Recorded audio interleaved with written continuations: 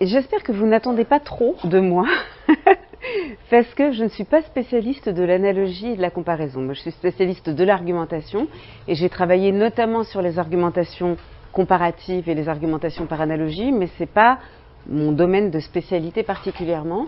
Par ailleurs, d'une façon générale, la question des argumentations comparatives entre dans la problématique plus large des types d'arguments, qui est un vrai bazar dès qu'on essaye de se pencher là-dessus. C'est à la fois extrêmement précieux et important quand on travaille en argumentation, mais pas simple du tout.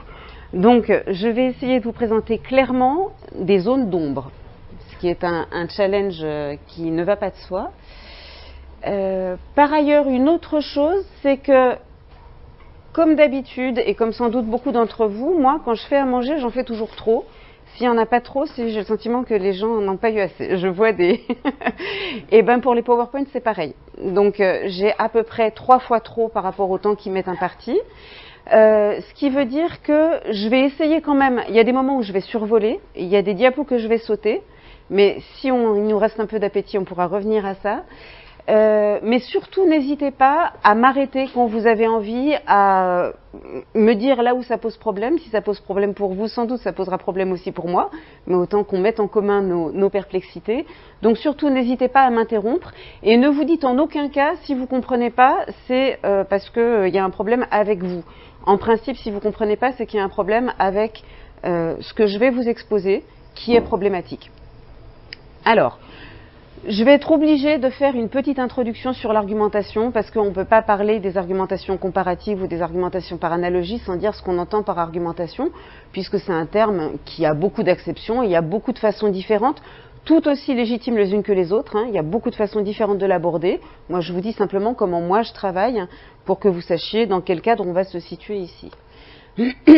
Alors, les études de l'argumentation, c'est des études qui sont extrêmement morcelées, et c'est sans doute à la fois une cause et une conséquence du fait qu'il n'y a pas de cursus universitaire d'argumentation en France. À la fois, il n'y en a pas parce qu'on ne sait pas sur quoi on s'appuierait, dans la mesure où tout est extrêmement dispersé, à la fois disciplinairement, à la fois théoriquement, etc. Mais à la fois, si institutionnellement il y avait quelque chose, par force, les choses se seraient un peu cristallisées.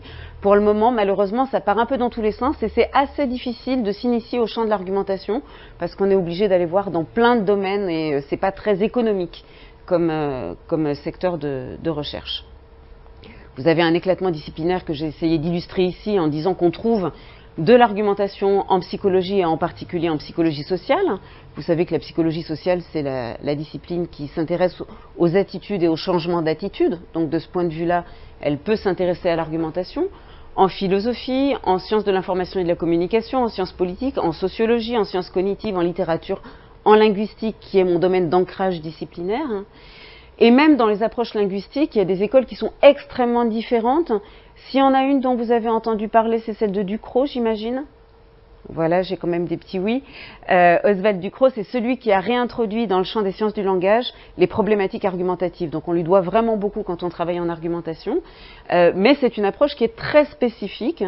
Et il y a beaucoup d'autres approches qui se développent, notamment en Suisse, qui est très dynamique de ce point de vue-là, autour de Raphaël Micheli, Thierry Herman, Steve Oswald, Jérôme Jacquin, qui sont des gens qui ont une approche... Enfin d'ailleurs, c'est pas du tout la même approche de l'argumentation, mais c'est très dynamique et ils font des choses extrêmement intéressantes et très informés sur le domaine. Jean Blaise Grise, qui est leur papa, qui est donc celui qui a travaillé sur la logique naturelle à Neuchâtel. Oui. À Bruxelles, vous avez tous les héritiers de Perelman. Alors il y a en rhétorique Michel Meyer et puis Emmanuel Damblon et tout le groupe qui travaille autour d'elle. En Israël, à Tel Aviv, autour du département de français et de Ruth Amossi, il y a une équipe extrêmement dynamique qui notamment publie une excellente revue qui s'appelle Argumentation et analyse du discours, qui est une revue en ligne. Et puis à Lyon, mon seigneur et maître, qui est Christian Plantin, qui est celui qui m'a formé et qui a sorti en 2016 un magnifique dictionnaire de l'argumentation que je ne saurais trop vous recommander. Voilà. Donc même à l'intérieur des approches linguistiques, il y a des écoles qui sont extrêmement différentes. Et si on abordait le domaine anglo-saxon, là, ça serait encore carrément vertigineux. Parce que les approches anglo-saxonnes, grosso modo, se situent complètement ailleurs de toutes celles que j'ai énoncées ici. Donc voilà, ça ne ferait que multiplier les choses. Malgré tout, c'est pas pour autant qu'on ne se comprend pas et qu'on ne partage pas des questionnements, un certain nombre de catégories d'analyse, etc. Et Plantin, dans un tout petit... Si vous n'en lisez qu'un, lisez celui-là, il a écrit un petit mémo sur l'argumentation. Je vous conseille pas le que sais-je, pour des raisons multiples. C'est pas qu'il n'est pas bon, mais c'est que c'est moins une entrée dans le champ que le mémo. Dans lequel il propose une série de questions qui permettent de s'orienter dans le champ de l'argumentation. Et il dit en fait, pour savoir où on se situe, il faut se poser un certain nombre de questions, et par rapport aux réponses qu'on va apporter à ces questions, on va pouvoir identifier des positionnements dans le champ de l'argumentation. La première question, c'est est-ce qu'on définit l'argumentation comme une activité de langage ou une activité de pensée? Est-ce qu'on parle de raisonnement ou est-ce qu'on parle de discours argumentatif? Il n'y a pas une bonne réponse, il y a une réponse en fonction de son ancrage disciplinaire, du type de questionnement qu'on va mener, etc. Moi, je suis linguiste, donc je considère que je vais envisager l'argumentation comme une activité langagière, qui bien sûr suppose qu'il y ait de la pensée derrière. Toute activité langagière suppose un raisonnement, mais je vais l'attraper à travers sa matérialité langagière. Donc moi, je vais considérer que c'est une activité langagière avant tout. Deuxième question. Une fois qu'on a dit que c'était langagier, est-ce qu'on considère que c'est une activité qui relève du discours ou de la langue? Jusqu'à maintenant, tout va bien. Si on s'inscrit dans l'approche de Ducrot, on va considérer que l'argumentation est dans la langue. Dès le système de la langue, le sens des mots et de tous les mots, si on prend la théorie généralisée de l'argumentation de Ducrot, tous les mots ont une partie de leur signification qui est proprement argumentative, qui permet de prédire l'orientation argumentative des énoncés dans lesquels ces mots vont rentrer quand ils seront utilisés. Voilà. Moi, ce n'est pas, pour différentes raisons, l'approche que j'adopte, et je considère que l'argumentation est une activité de discours qui mobilise des ressources de la langue, bien sûr. Mais on ne va pas creuser parce qu'on n'y arrivera jamais à l'argumentation comparative dont je vais vous parler. La troisième question, et c'est celle qui, très schématiquement, va permettre d'opposer les approches nord-américaines des approches romanes, on va dire. Est-ce qu'on va adopter sur l'argumentation une perspective normative ou une perspective descriptive? Grosso modo, ça veut dire, est-ce que la première question à laquelle on va chercher à répondre, c'est quelles sont les argumentations qui peuvent être considérées comme bonnes et quelles sont celles qui sont mauvaises? Et ça, c'est une approche normative. On considère que le but d'une théorie de l'argumentation, c'est de permettre de départager le bon grain de livret argumentative et de dire ça c'est un paralogisme ou ça c'est une argumentation solide, valide, selon différents critères. Ou on va adopter une perspective descriptive comme on le fait classiquement dans le champ des sciences du langage. On va décrire comment les gens font, on va décrire quelles sont les structures argumentatives, quelles sont les catégories dont on a besoin, etc. On va essayer de rendre compte de la façon dont les gens argumentent, mais sans poser de jugement de bonne ou mauvaise argumentation. Je viens de faire une présentation qui est un tout petit peu orientée argumentativement. Vous verrez que ma préférence va vers les approches descriptives, mais c'est aussi parce que je suis linguiste. Et un linguiste, a priori, n'a pas une perspective normative sur ce dont il parle. Ce qui ne veut pas dire que ce n'est pas légitime d'avoir une approche normative. C'est autre chose et c'est pour répondre à d'autres objectifs. Et la quatrième question qui se situe à mon avis à un niveau très différent, c'est est-ce que l'argumentation tend à instaurer des consensus ou à exprimer des dissensus, des désaccords? Et je pense que c'est une réponse à laquelle on peut pas répondre, c'est une question à laquelle on ne peut pas répondre une fois pour toutes, ça dépend de ce sur quoi on travaille. Parfois, l'argumentation est mise en œuvre pour arriver à un accord, donc pour arriver à trouver un consensus sur une position commune avec un interlocuteur. C'est par exemple l'objectif qui est fixé par les réunions de conciliation avant les divorces. C'est un exemple comme un autre. Ou si vous argumentez avec quelqu'un pour savoir quel film vous allez aller voir le soir au cinéma, il faut que vous tombiez d'accord sur quelque chose. Et dans ce cas-là, l'argumentation va avoir un objectif de consensus. Si vous regardez un débat télévisé de l'entre-deux tours des présidentielles, clairement, il n'y a pas d'objectif de consensus. On ne s'attend pas à ce que les candidats repartent bras dessus bras dessous et en disant finalement on va faire programme commun, on était d'accord. Donc ici, l'argumentation sert à poser sa position, pardon pour l'expression un peu malheureuse, à exprimer des positions divergentes et à bien montrer où se situent les barrières, les frontières, quels sont les rationnels, enfin au sens anglo-saxon du terme, de chaque position, etc. Donc c'est une réponse à laquelle je pense qu'on ne peut pas répondre dans l'absolu. Ça dépend des corpus sur lesquels on travaille. Je pense que j'ai un goût assez affirmé pour les argumentations conflictuelles, ce qui fait qu'on va beaucoup travailler ici sur les argumentations comparatives à fonction réfutative, mais ça ne veut pas dire que l'analogie, argumentativement, n'a que cette fonction-là.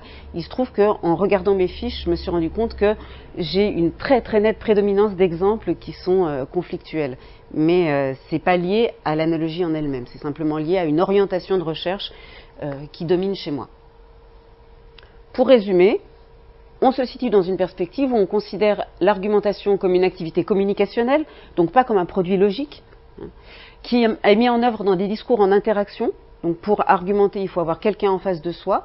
Cette personne peut être d'accord ou pas, mais en tout cas, il faut que quelque part il y ait un désaccord possible. Elle est abordée dans une perspective descriptive, donc elle cherche à rendre compte de la façon dont les locuteurs s'y prennent quand ils cherchent à défendre une position en situation de dissensus. Son orientation vers la recherche d'un accord ou d'un désaccord est fonction de la situation dans laquelle elle se déploie, donc c'est juste un résumé de ce que je viens de vous dire. Et une définition à partir de laquelle je travaille est la suivante. L'argumentation est un mode de construction du discours qui vise à le rendre plus résistant à la contestation. L'avantage de cette définition, pour moi, c'est qu'elle évite la notion de persuasion, qui est une notion qui pose énormément de problèmes, parce que dans plein de circonstances, on se rend compte que les gens argumentent, et on ne peut pas imaginer qu'ils cherchent à persuader qui que ce soit. Pourtant, ils argumentent. Donc il faut bien trouver une façon de définir l'argumentation au-delà, à côté de cette question de la persuasion, qui me semble être un objectif que suit parfois un discours argumentatif, mais ça c'est fonction des situations, c'est pas fonction de l'argumentation par elle-même. On va, aller un petit peu plus vite. Je me réfère ici à un article de Raphaël Micheli que je vous conseille très vivement, qui s'appelle « Les visées de l'argumentation et leurs corrélats langagiers », qui part d'une définition de l'argumentation qui est très proche de celle que je propose, mais elle a comme intérêt de mettre en relation directement les éléments de définition de l'argumentation et leur correspondance langagière. Et ce que dit Raphaël Micheli, c'est que c'est un travail qu'il a élaboré aussi avec Jérôme Jacquin, c'est que l'argumentation se caractérise par une double visée, une visée de positionnement et une visée de justification. Visée de positionnement, ça veut dire pour argumenter, il faut dire quelle est notre position sur une question en discussion. Il faut se situer, il faut prendre position, essayer de penser simplement à prendre une position militaire, ça veut dire occuper un espace et le délimiter clairement, dire là c'est chez moi, là c'est pas chez moi. Donc ça veut dire que langagièrement, ce qui va être important par rapport à cette visée de positionnement, c'est tous les énoncés de prise de position et tous les énoncés qui vont permettre de se situer par rapport à un contre-discours. Donc on va introduire des positions par rapport auxquelles on va prendre une distance, et on va mentionner tous les gens qui sont d'accord avec nous. Donc c'est tout un jeu de mise en voie des positions en disant un tel dit ça je suis d'accord, un tel dit ça je suis pas d'accord, et on va construire sa position. La deuxième visée, c'est la visée de justification. Il ne s'agit pas de dire où on est, il s'agit de dire pourquoi on y est. Donc une fois qu'on a pris position et qu'on a dit quelle était notre position sur un sujet, il faut étayer cette position, donc il faut l'argumenter. Et c'est là que langagièrement, ce qui va nous intéresser, c'est la construction de séquences argumentatives. L'unité du travail argumentatif, c'est pas la conclusion, c'est pas l'argument, c'est la séquence argumentative qui est faite à minima d'un énoncé argument et d'un énoncé conclusion. Et c'est cet enchaînement-là qui permet de parler d'argumentation. Si on est juste dans une prise de position, voire position contre position, j'aime la langue de veau en gelée et je n'aime pas la langue de veau en gelée, on n'est pas dans l'argumentation, on est juste dans la prise de position, mais il n'y a pas encore d'argument. Pour qu'on entre dans l'argumentation, il faut qu'on étaye ces positions à l'intérieur de séquences argumentatives. Ces séquences argumentatives, c'est ça qui va nous intéresser aujourd'hui. C'est que ces séquences argumentatives sont caractérisées à minima, je l'ai dit, par le fait qu'il y a un énoncé argument, un énoncé conclusion, et le type de relation, le type d'inférence qui permet de passer de l'argument à la conclusion peut être regroupé en plein de catégories générales, et ces catégories générales, c'est ce qu'on appelle les types d'arguments. Les types d'arguments, c'est des espèces de moules, de regroupements, de grandes classifications qu'on fait à l'intérieur de tous les enchaînements argumentatifs possibles, en fonction de la nature de la relation qui permet de passer de l'argument à la conclusion. C'est extrêmement précieux parce qu'un des écueils de l'analyse argumentative, c'est la paraphrase. Et quand on est enseignant en argumentation, qu'on corrige des copies, on a toujours envie de dire, quand l'étudiant dit qu'il nous fait une analyse argumentative, on a envie de dire, vous ne faites que reformuler, vous ne faites que paraphraser. Et pour éviter de s'en tenir au contenu littéral d'une argumentation particulière et arriver à un niveau de description un petit peu plus général et un petit peu plus abstrait, cette notion de type d'argument est extrêmement précieuse parce qu'elle permet de dire, sous cette forme singulière à laquelle je suis confrontée, j'arrive à reconnaître un discours plus général qui est un discours d'analogie ou un discours causal ou un discours d'autorité ou quelque chose comme ça. Donc ça me permet de monter un peu en généralité et c'est extrêmement précieux parce que ça permet de dégager des stratégies dans certains positionnements sur un sujet, ça permet de faire des comparaisons d'un débat à l'autre dans le temps en disant voilà sur tel sujet à une époque c'était plutôt tel type d'argument qui était utilisé, maintenant c'est plutôt tel autre, etc. Bon. Donc cette notion de type d'argument est une catégorie d'analyse extrêmement précieuse. Elle est aussi extrêmement précieuse parce que elle a quelque chose à voir avec la question de la critique de l'argumentation.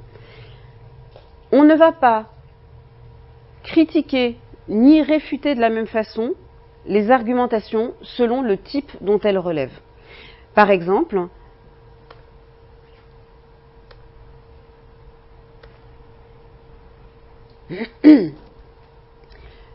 grosso modo, il y a une énorme école d'argumentation à Amsterdam qui s'appelle l'école pragma-dialectique. C'est une approche assez différente de celle que je vais vous présenter ici, mais qui est très précieuse parce qu'ils ont fait un travail extrêmement systématique et détaillé sur les catégories argumentatives et notamment sur la question des types d'arguments. Ce qu'ils proposent dans un premier temps, c'est une grosse distinction de 3 grandes catégories argumentatives. Et puis après, il y a des distinctions beaucoup plus fines parce que 3, ça ne suffit pas. Il en faut, je dirais peut-être une petite cinquantaine pour être à l'aise. Mais eux, ils en proposent 3. Les argumentations, pardon, là c'est marqué argument parce que c'est un anglicisme. Vous savez que le mot argument en anglais désigne à la fois la prémisse et l'argumentation tout entière. On devrait dire à proprement parler les argumentations comparatives. Mais bon, donc ils distinguent les argumentations comparatives qui sont fondées sur une relation de ressemblance et à l'intérieur de ce gros paquet, il y a plein de sous-catégories. Les argumentations causales qui mettent en jeu une relation de causalité, mais selon plein de mécanismes différents. Et puis les argumentations symptomatiques, dont j'ai un peu tendance à dire que c'est la catégorie poubelle dans laquelle on met tout ce qui ne relève ni de la ressemblance ni de la causalité. Je crois qu'avec le temps, j'arrive à dompter un tout petit peu cette catégorie, à y mettre un peu plus de sens. Mais voilà, c'est quand même une catégorie extrêmement hétérogène, beaucoup plus hétérogène que les 2 premières. Et ce que défendent les gens de l'école d'Amsterdam, comme beaucoup de théoriciens nord-américains de l'argumentation, c'est qu'à chaque catégorie d'arguments correspond un certain nombre de questions critiques, qui sont les questions qu'on doit poser à une argumentation pour décider si elle est acceptable, valide, solide ou pas. Et que ces questions critiques varient en fonction du type d'argument auquel on a affaire. Ça ressemble à ça. Un argument de type T est acceptable à condition que condition 1, condition 2, condition gna gna gna, jusqu'à condition N. Et les questions critiques, c'est la condition 1, 2, 3, etc. est-elle remplie? Et en fonction de la façon dont on va répondre à ces questions, on va poser un jugement d'acceptabilité ou pas sur ces types d'arguments. L'exemple que je prends souvent parce qu'il est facile à comprendre, c'est le cas de l'argument d'autorité. Grosso modo, c'est celui-là. X a dit P, X est une autorité dans le domaine dont P relève, donc P est vrai. Ça, c'est la description générale de l'argument d'autorité. Les questions critiques qu'on va adresser à un argument d'autorité, c'est est-ce qu'il est vrai que P a dit ça? Est-ce qu'il a dit dans le même contexte? Est-ce qu'on n'a pas déformé la citation, etc. Est-ce que l'expert, enfin X, est réellement une autorité dans son domaine? Est-ce qu'il est reconnu? Est-ce qu'il a réellement des titres? Est-ce que la proposition en discussion relève de son domaine de compétence? Est-ce que la question dont on discute est du type à être tranchée par un jugement d'expert ou pas? Par exemple, si je dis est-ce que la quiche Lorraine c'est mieux avec ou sans fromage? Il n'y a pas d'opinion d'expert, ça dépend des goûts. Donc faire appel à une autorité, sinon peut-être à un chef de la gastronomie lorraine, mais vous voyez que toutes les questions ne sont pas... L'appel à l'expertise n'est pas pertinent pour tous les types de questions.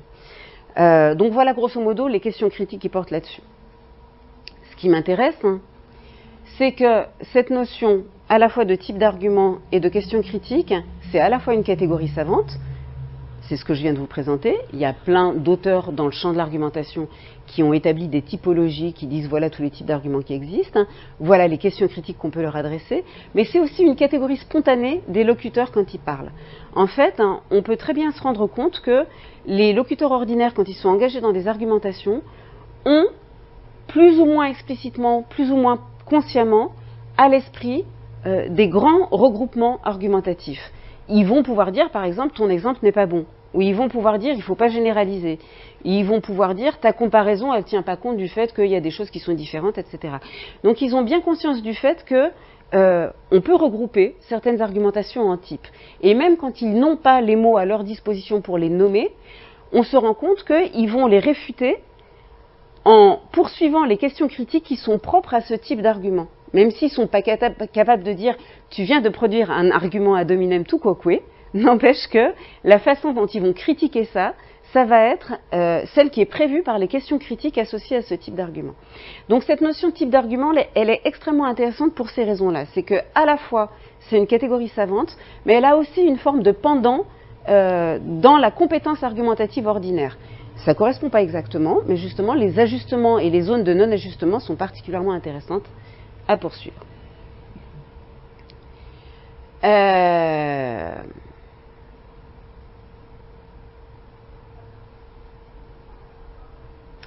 Et ce qui m'intéresse notamment et qu'on va voir un petit peu aujourd'hui, dans cette question de correspondance entre les approches spontanées et les approches savantes de l'argumentation, c'est que ces questions critiques qui sont par exemple définies pour l'argumentation comparative, on les retrouve dans les réfutations des argumentations comparatives qu'on va pouvoir mener, qu'on va voir sur des exemples. Et on va se dire, tiens, c'est marrant, là, la façon dont il réfute cette argumentation comparative, c'est une façon de répondre non à telle question critique qui est prévue par la théorie. Donc c'est ce qu'on va essayer de voir un petit peu. Alors, la grande catégorie des argumentations comparatives dans l'école d'Amsterdam, c'est la définition que j'ai retenue ici parce qu'elle est assez large et qu'elle va nous convenir aujourd'hui, c'est celle que j'ai reproduite ici.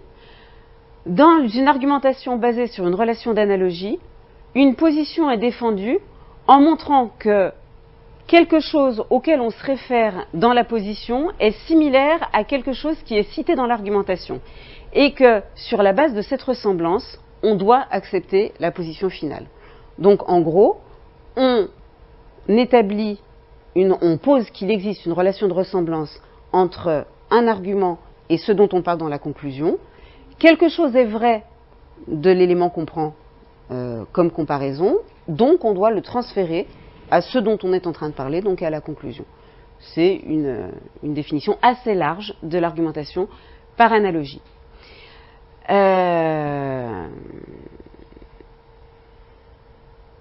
Donc la défense argumente que ce qui est vrai pour un cas est aussi vrai pour l'autre cas. Et vous verrez que les exemples qui sont donnés, par exemple ici, relèvent de ce qu'on appelle l'argumentation à Paris, ce qui pour moi pose un problème. Mais bon. Et la structure générale, c'est Y est vrai de X, Y est vrai de X parce que Y est vrai de Z et Z est comparable à X. Voilà la description qui est proposée de cette forme d'argumentation. Alors, ce dont je parle ici, ce n'est pas de l'analogie ou de la comparaison en général, c'est de l'analogie ou de la comparaison argumentative. Et il est clair que l'analogie peut avoir des milliers de fonctions qui ne sont pas des fonctions argumentatives. On peut imaginer des fonctions, il y a des fonctions qui sont classiquement répertoriées, qui sont des fonctions esthétiques, ludiques, didactiques, etc., heuristiques, et une fonction argumentative. Douai-Soublin, Françoise Douai, qui est une grande bonne femme dans le champ de la rhétorique, parle de déclic analogique. Elle dit que l'analogie a cette capacité à produire un déclic, à tout d'un coup faire basculer dans une vision différente de ce dont on est en train de parler. Et elle dit, for et thème, c'est des termes qui vous sont familiers? Les deux termes de l'analogie, ce dont on parle et ce sur quoi on va conclure, c'est ce qu'on appelle le thème. Et ce à quoi on fait appel, c'est ce qu'on va appeler le for. Donc, ce que dit Douai, elle dit que pour qu'il y ait déclic analogique, il faut que le fort soit plus clair que le thème. Donc, qu'on s'appuie sur quelque chose qui est plus clair que ce sur quoi on veut conclure. Quand on dit plus clair, ça veut dire qu'on envisage l'analogie dans une perspective essentiellement didactique ou illustrative. Dans une perspective argumentative, ce qu'on va dire, c'est que il faut que le fort soit mieux admis que le thème. Puisqu'il s'agit de faire admettre quelque chose de la conclusion, il faut qu'on l'admette déjà du fort pour pouvoir transférer cette propriété admise du fort sur le thème. Alors, il y a plein de façons dont on pourrait dire que l'analogie est argumentative. Celle qu'on va retenir, c'est les schémas, enfin les structures, les configurations qui ressemblent à l'analogie comme type d'argument, ainsi qu'on vient de le définir. Mais il y a d'autres exploitations argumentatives de l'analogie. Par exemple, il y a cet auteur-là qui insiste sur le fait que l'analogie est extrêmement puissante pour proposer un cadre interprétatif à toute une polémique. Et par exemple, au moment de la vente d'armes à à l'Iran par les États-Unis, on a appelé cette affaire-là le Contragate, ce qui faisait référence à l'image du Watergate.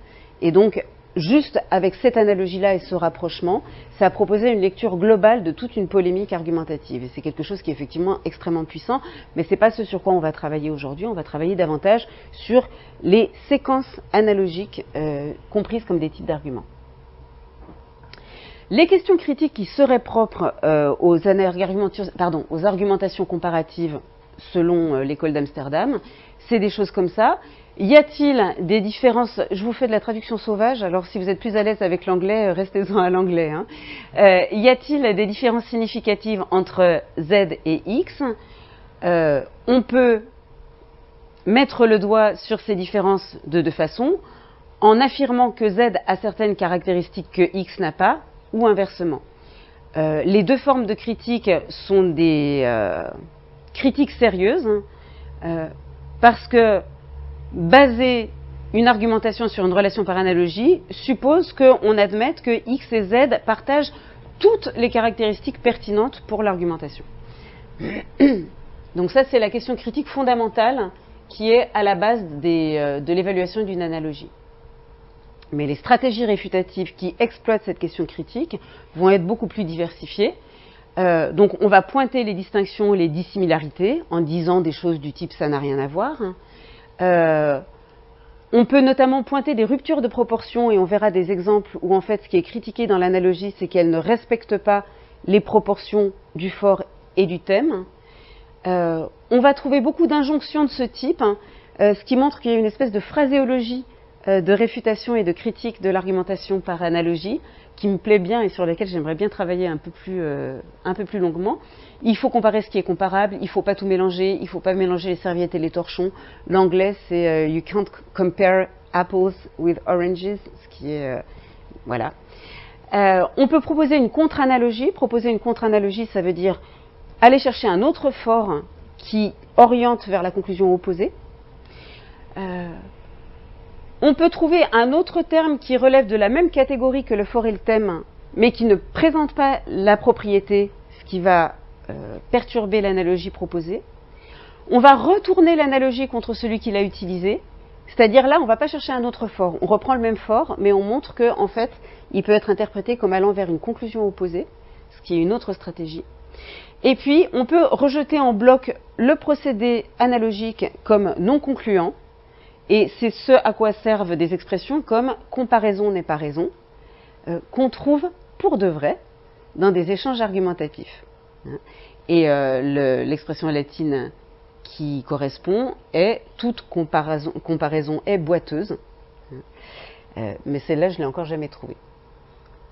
Quand je vous dis qu'on les trouve, je vous ai mis un exemple ici, pour vous montrer que ces espèces de formules qui témoignent de la compétence évaluative des locuteurs ordinaires, qui ont intégré un certain nombre de normes argumentatives. Dans ces normes-là, il y a le fait qu'une comparaison, ce n'est pas un moyen argumentatif très solide. Ils ont à leur disposition donc toute une phraséologie du type comparaison n'est pas raison, mais il y en a plein d'autres en fait, qui vont permettre de critiquer les argumentations auxquelles ils sont confrontés, souvent parce que eux, ce qu'ils veulent faire, c'est les réfuter, mais le premier pas pour la réfutation, c'est une analyse critique. Et ensuite, ils vont éventuellement justifier plus spécifiquement en disant c'est pas forcément l'argumentation comparative dans son ensemble que je rejette, mais c'est sur une question particulière. Ici, c'est Daniel Cohn-Bendit qui était interviewé à Europe 1 sur le mouvement Nuit debout. Ce mouvement était né d'une opposition à la loi sur le travail proposée par Myriam El Khomri en mars 2016. Alors, beaucoup d'entre vous n'ont peut-être pas les mêmes, la même compétence encyclopédique, on ne partage pas exactement la même connaissance de l'actualité, donc s'il y a des choses dont je vous parle sur lesquelles vous n'avez pas d'informations, moi j'ai tendance à les prendre pour acquises, mais elles ne le sont sans doute pas, donc vous m'arrêtez. Hein. Donc Thomas Soto, qui est le journaliste d'Europe 1, lui dit c'est une transcription que j'ai faite moi, donc quand ça monte, c'est une intonation montante, ça c'est des petites pauses. Quand c'est en majuscule, c'est parce que c'est accentué particulièrement, mais on ne va pas commenter cette dimension-là. Je vous explique juste pourquoi ça ressemble à ça. Donc, il y avait du monde encore, du monde debout, et là, ça n'a rien à voir avec le Toujours debout de Renaud, qui est une chanson du chanteur Renaud. Non, on est place de la République à Paris et dans quelques autres villes en région, c'était cette nuit, et on va parler de ce curieux mouvement, de ce mouvement inédit en France qu'on appelle Nuit debout. Bonjour Dany Cohn-Bendit. Je suis obligée de mettre mes gros sabots. Alors, est-ce qu'avril 2016 nous place à la veille d'un nouveau mai 58, le docteur S mai 68. Donc, il y a un petit lapsus. Et c'est simplement parce que Daniel Cohn-Bendit est une des figures du mouvement étudiant de mai 68 en France. Donc, ce qu'on lui demande, c'est est-ce que le mouvement Nuit debout a quelque chose à voir, est analogue au mouvement de mai 68 ? Et ce qui est intéressant, c'est que c'est pas la comparaison pour la comparaison, c'est est-ce que ça permet de prédire des développements similaires. Donc c'est bien dans une argumentation, c'est pas juste une analogie, c'est pour savoir est-ce qu'on peut en conclure qu'il va y avoir demain la révolution, comme il y a eu la révolution après mai 68. Et Daniel Cohn-Bendit répond, Thomas, faut arrêter de comparer, comparaison n'est pas raison. Donc il rejette la comparaison qui est proposée par Thomas Soto. Chaque génération a droit à sa révolte, et de placer de plaquer un modèle historique sur une révolte, c'est ne pas voir l'actualité. La contestation actuelle a sa spécificité et s'exprime différemment. D'ailleurs, j'ai longuement écouté le live l'autre jour de la place de la République, et ce qui m'a frappé, c'est ce refus des idéologies, le refus du système politique, le refus des partis politiques, et surtout de toutes les idéologies, et ça, c'est totalement différent de ce qui se passait en 68. Donc vous voyez comment fonctionne la réfutation ici, et qu'elle s'inscrit dans la logique de la question critique qui était prévue par le modèle, c'est-à-dire pour s'opposer à une analogie, on va pointer les dissimilarités entre le fort et le thème, et en pointant du doigt le fait qu'il existe des différences qu'on considère comme centrales, on va bloquer le transfert de la propriété admise du fort sur le thème. Donc la propriété ici, c'est demain ça va être la révolution, comme ça l'a été, et c'est sur la base de la mise en avant d'une différence qui est pointée ici, qui est le refus de toutes les idéologies.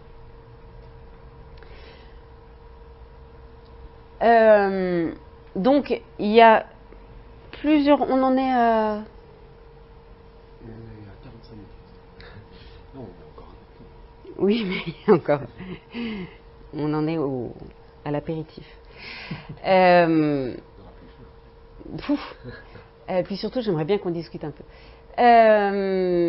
Donc, il va y avoir des réfutations sur la base de mise en avant de différences fondamentales, c'est ce qu'on a vu ici. Là, elle était belle parce que vous aviez comparaison n'est pas raison, et on n'a pas toujours des formules aussi figées, aussi repérables. Mais ça, c'est un exemple exactement du même type. Dans le magazine Marianne, alors que j'ai beaucoup utilisé, non pas parce qu'il porte mon nom, je ne suis pas narcissique à ce point, mais parce qu'il y avait des rubriques brèves qui, en fait, étaient des petits condensés argumentatifs qui étaient très exploitables. Mais voilà, c'est... Et puis, à une époque, c'était... un des magazines où il y avait la plus grande densité argumentative, aussi étonnant que ça puisse paraître. Et c'était sans doute lié à des choix éditoriaux. Et puis, visiblement, les choix éditoriaux ont changé. Et c'est beaucoup moins une mine aujourd'hui que ça l'a été dans les années, essentiellement, je dirais 90-2000. Ça a beaucoup changé comme ligne éditoriale. Et je le regrette parce que, comme corpus, c'était plus fourni. Mais bon, voilà. Mais vous allez voir plusieurs exemples de Marianne, c'est pour ça que je prends la peine de vous expliquer pourquoi j'ai travaillé dessus. Donc il y avait une petite brève qui disait « La pluie et la spéculation ». Michel Barnier aux Échos, qui est un journal économique, « Il n'est pas question d'interdire la spéculation, qui fait partie de la vie économique depuis toujours. Ce serait comme chercher à interdire la pluie. » Donc il y a une analogie qui est posée entre la spéculation pour le milieu économique et la pluie pour la météo. Et le commentaire du journaliste, c'est « La différence, c'est que la pluie irrigue les cultures et la spéculation assèche l'économie. » Donc, il s'agit de bloquer la conclusion qui est « on ne va pas interdire la spéculation », qui est comparée à un phénomène naturel. Et ce qui est contesté, c'est les effets qui sont différents entre le fort et le thème. Et dans la mesure où les effets du fort sont bénéfiques alors que les effets du thème sont maléfiques, on ne peut pas transférer la propriété qu'on cherchait à transférer par l'analogie. Donc c'est exactement le même type de réfutation que celle qu'on a évoquée précédemment. Il s'agit de mettre le doigt sur quelque chose, une différence qu'on présente comme centrale. La grande question dans l'argumentation, c'est qu'on n'a jamais de réfutation dernière, ultime, et à laquelle qu'on ne pourrait pas discuter. Et ce genre de critique pourrait elle-même faire l'objet d'une réfutation, d'une critique, etc. Et c'est la raison pour laquelle, moi, comme analyste, je me garderais bien d'avoir une perspective normative en disant ça une bonne comparaison, une mauvaise comparaison, par exemple, parce que j'aurais le sentiment de faire la même chose que les acteurs eux-mêmes quand ils sont engagés dans des argumentations. Quand ils sont engagés, ils font ça tout le temps. Ils disent ça c'est un bon argument, ça c'est un mauvais argument. Et moi, les raisons que j'aurais de dire c'est une bonne comparaison, une mauvaise argument ou une mauvaise comparaison, ça serait grosso modo les mêmes qu'eux. Donc je ferais juste la même chose qu'eux, mais avec un titre universitaire qui me permettrait d'avoir éventuellement un peu plus de poids. Mais on a tendance à ne pas se rendre compte quand on produit des jugements, c'est un bon argument, un mauvais argument. On a tendance à ne pas se rendre compte à quel point c'est relatif. Ça ne veut pas dire que je pense que tout se vaut, mais ça veut dire que tout est discutable. Mais il y a des gens qui ont tort. C'est quelque chose qui m'a frappé beaucoup en décembre dernier, où j'ai participé à un colloque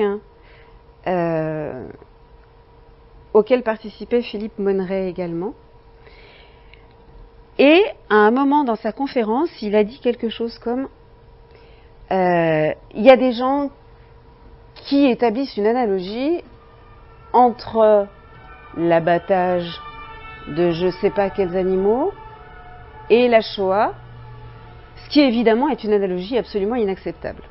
Et ma voisine, qui est quelqu'un d'éminemment respectable, m'a dit oui, ça se discute, je ne vois pas pourquoi ce serait. On n'aurait pas le droit de faire la comparaison. Oui, c'est une forme d'Holocauste, c'est une forme de Shoah. Parce que ma voisine est quelqu'un qui est extrêmement sensible à la cause animale. Elle n'est pas antispéciste. Donc elle ne considère pas que toutes les espèces animales se valent et que l'être humain n'est pas différent fondamentalement d'autres espèces. Mais elle considère que la souffrance animale, c'est quelque chose qui doit être pris en considération.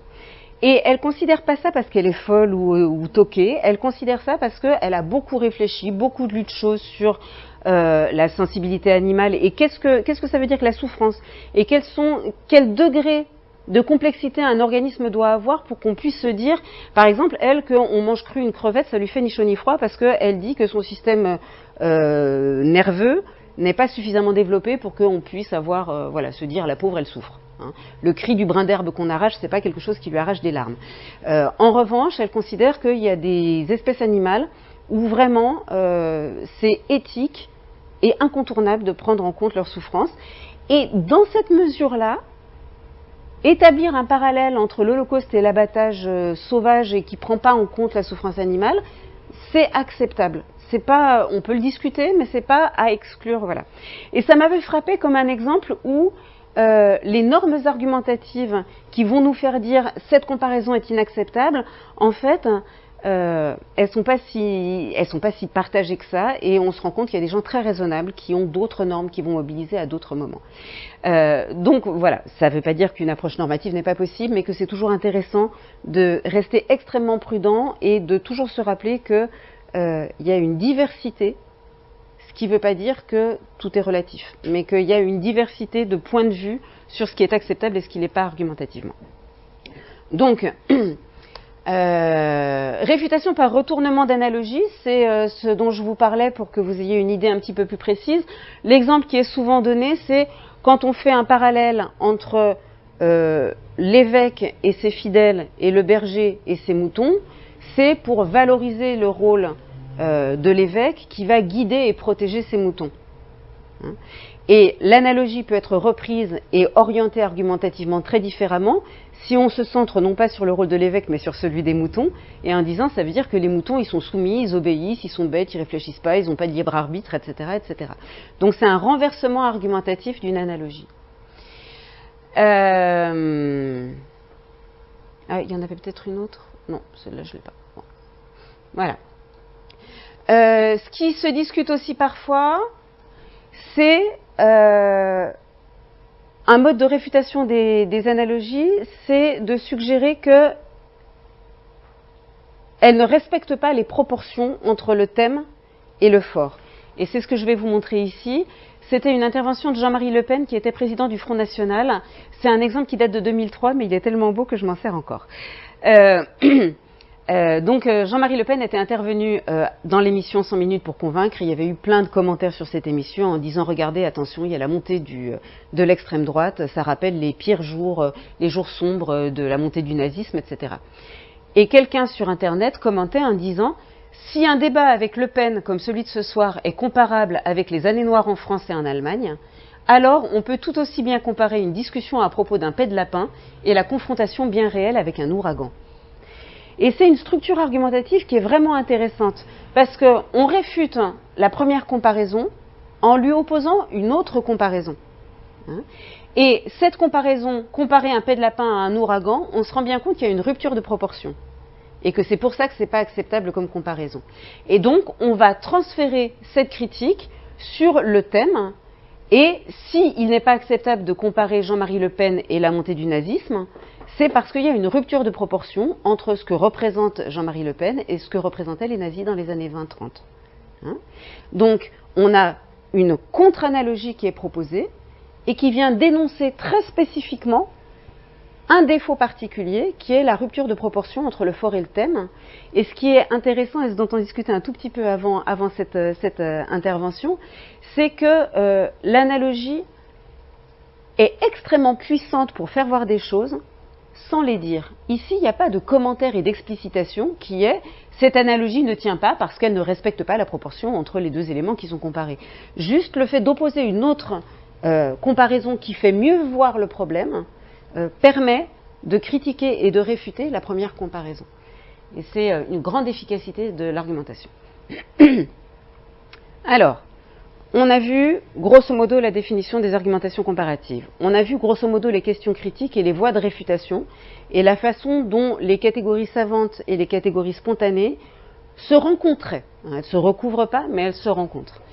Ce que je veux évoquer un tout petit peu ici maintenant, c'est le fait que je vous ai dit qu'il y avait 3 grandes catégories qui étaient proposées par la pragma-dialectique, mais que ça ne suffisait pas et qu'il y avait beaucoup de sous-types. Il y a autant de typologies des types d'arguments qu'il y a d'auteurs en argumentation. Je vais essayer de ne pas rajouter ma propre typologie, ça ne servirait pas à grand-chose, mais c'est vrai que autant quand on part d'un type d'argument particulier, on arrive à peu près à le décrire, on arrive à peu près à en dégager des formes prototypiques, etc.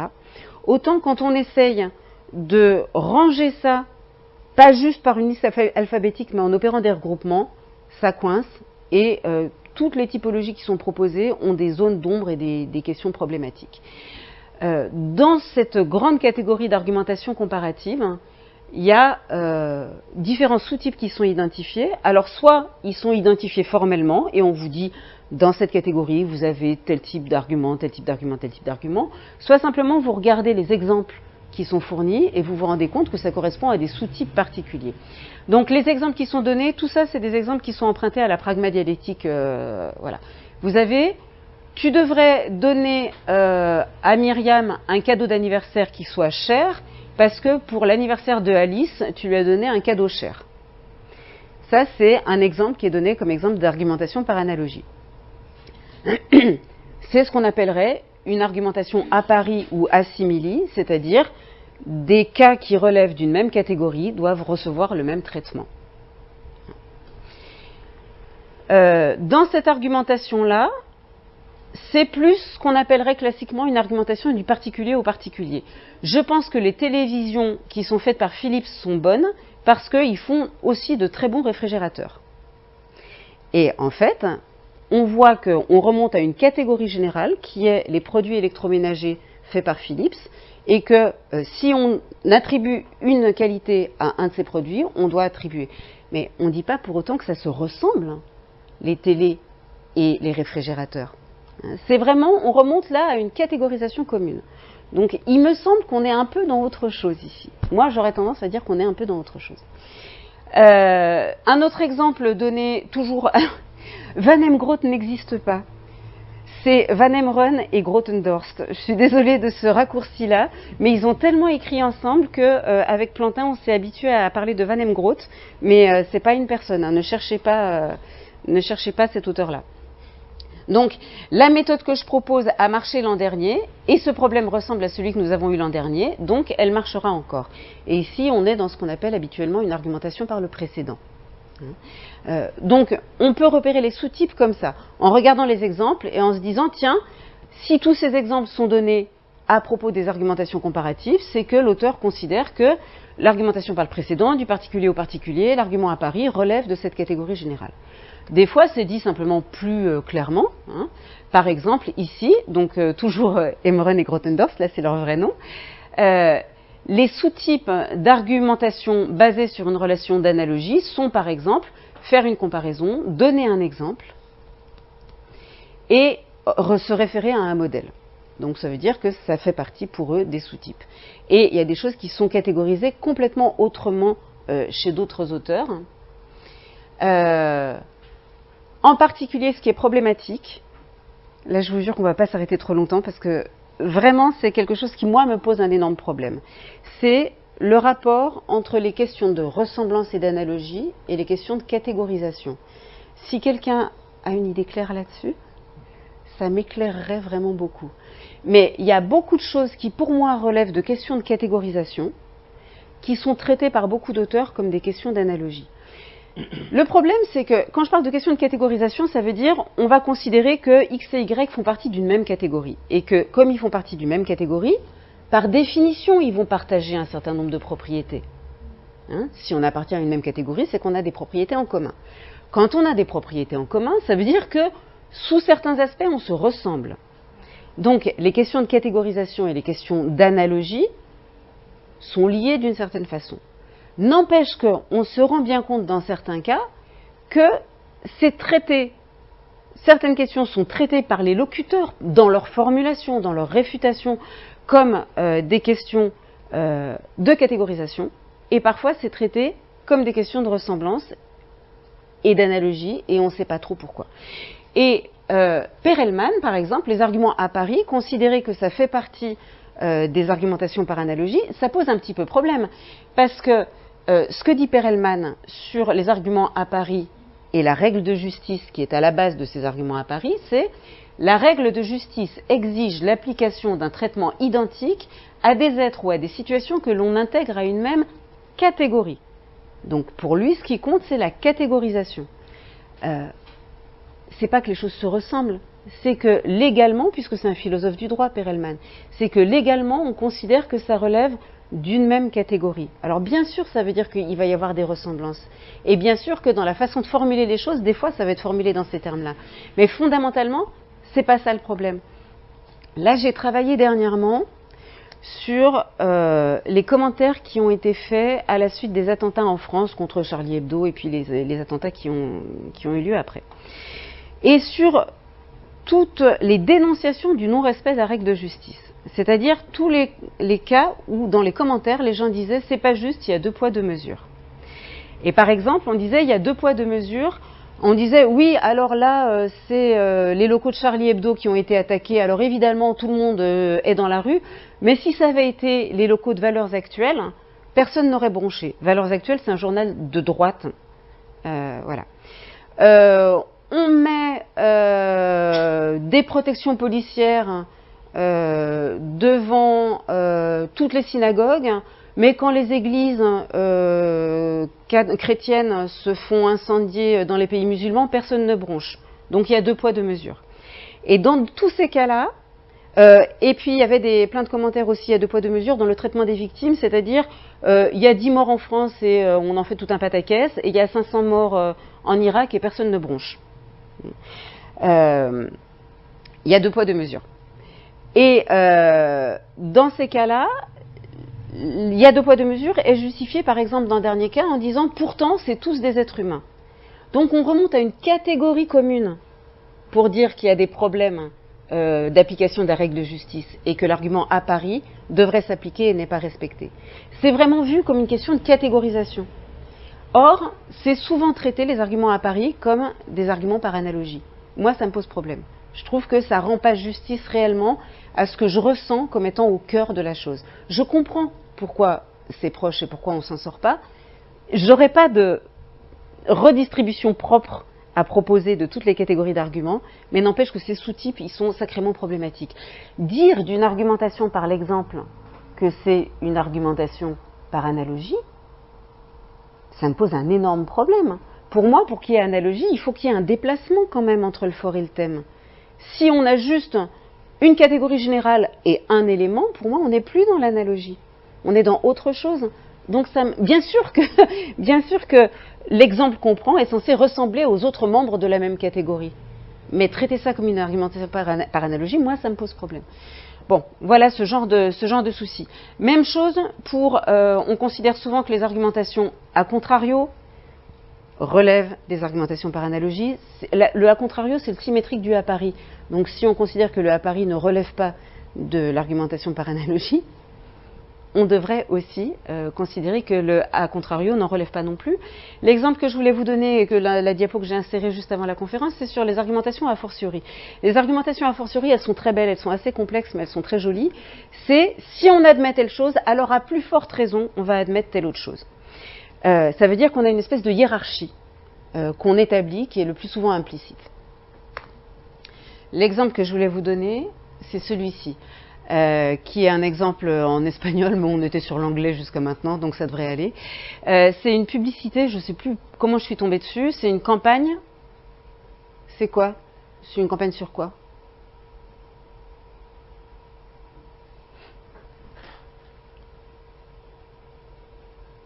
Ah, c'est marrant. Il y a un petit problème de mise en page, qui est que logiquement, il devrait y avoir une inversion gauche-droite. C'est une campagne contre l'avortement. Vous voyez que c'est une campagne contre l'avortement parce que ici vous avez les différents stades de développement de la cellule vivante, qui est en fait une cellule humaine, que vous avez un bébé lynx sur laquelle c'est marqué lynx protégé, et un petit bébé qui dit « et moi ?» et « protège ma vie », et là c'est marqué en tout petit « journée pour la vie ». Et donc, on comprend que c'est donc une affiche de campagne anti-avortement. C'est une argumentation, enfin, ça repose visuellement sur quelque chose que j'analyserais comme une argumentation a fortiori. Non pas à Paris, parce que ça se donne comme une argumentation à Paris. C'est-à-dire, si lui est protégé, lui aussi doit être protégé, en raison de leur appartenance à la catégorie générale des êtres vivants. Sauf qu'on sait tous qu'il y a une hiérarchisation qui est en général admise à l'intérieur des espèces vivantes et que l'homme est au sommet de ces hiérarchisations. Donc si le lynx est une espèce protégée, à plus forte raison, l'être humain devrait être une espèce protégée. Après, on peut critiquer de toutes les façons possibles et imaginables cette argumentation-là. Et on voit bien que notamment la construction visuelle est assez rigolote parce que elle est extrêmement orientée argumentativement. Il ne s'agit pas de tuer avec l'avortement, on ne va pas tuer un bébé comme ça. On va mettre fin au développement de quelque chose de cet ordre-là. Donc le fait de le présenter comme ça, c'est évidemment pour avoir un effet persuasif. Le lynx, ce n'est pas à ce stade-là qu'il est menacé. C'est au contraire beaucoup plus tard pour récupérer sa peau, etc. Le lynx est une espèce protégée. L'être humain n'est pas une espèce en danger, donc une espèce protégée. l'être humain, a priori, ne relève pas de la même catégorie. Donc il y a vraiment toute une construction argumentative qui vise à rendre cette argumentation plus persuasive qu'on peut discuter. Mais ce que je veux dire, c'est que il me semble assez clair que cette argumentation ne repose pas sur une ressemblance. Depuis quand on peut dire qu'un bébé humain ressemble à un lynx? On ne peut pas dire que ça ressemble. Tout ce qu'on peut dire, c'est « Oh, ce qu'on nous montre, ils sont mignons tous les deux ».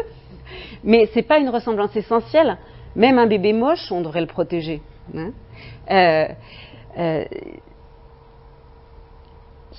Donc on a dit qu'ils n'appartenaient même pas à la même catégorie si on entre un peu dans le détail. Il y a des animaux en danger et des êtres humains qui ne le sont pas, etc. Donc il me semble que ce genre d'exemple montre bien que les argumentations a fortiori souvent ne jouent pas sur un ressort d'analogie, mais de catégorisation et de construction de hiérarchie à l'intérieur d'une catégorisation. Et après, ce qu'on discute, c'est ce que je viens de faire. Ce qu'on discute, c'est la pertinence de la catégorie. Est-ce que la catégorie commune fait sens? Est-ce que dire ils appartiennent à une même catégorie qui est les êtres vivants, ça fait sens? Moi, ce que je vous dis, c'est que ça ne fait pas sens, puisque s'il est protégé, le lynx, c'est parce qu'il fait partie d'une catégorie à laquelle n'appartient pas l'être humain. Donc, ce n'est pas traité de la même façon.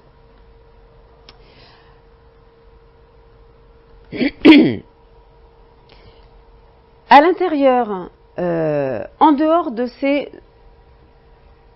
Alors, on est parti des argumentations comparatives. Je vous ai proposé quelques sous-catégories qui sont souvent considérées comme étant des sous-types d'argumentation comparative, et je vous dis que pour moi, pour la plupart d'entre elles, ça pose problème, et c'est pas si évident que ça.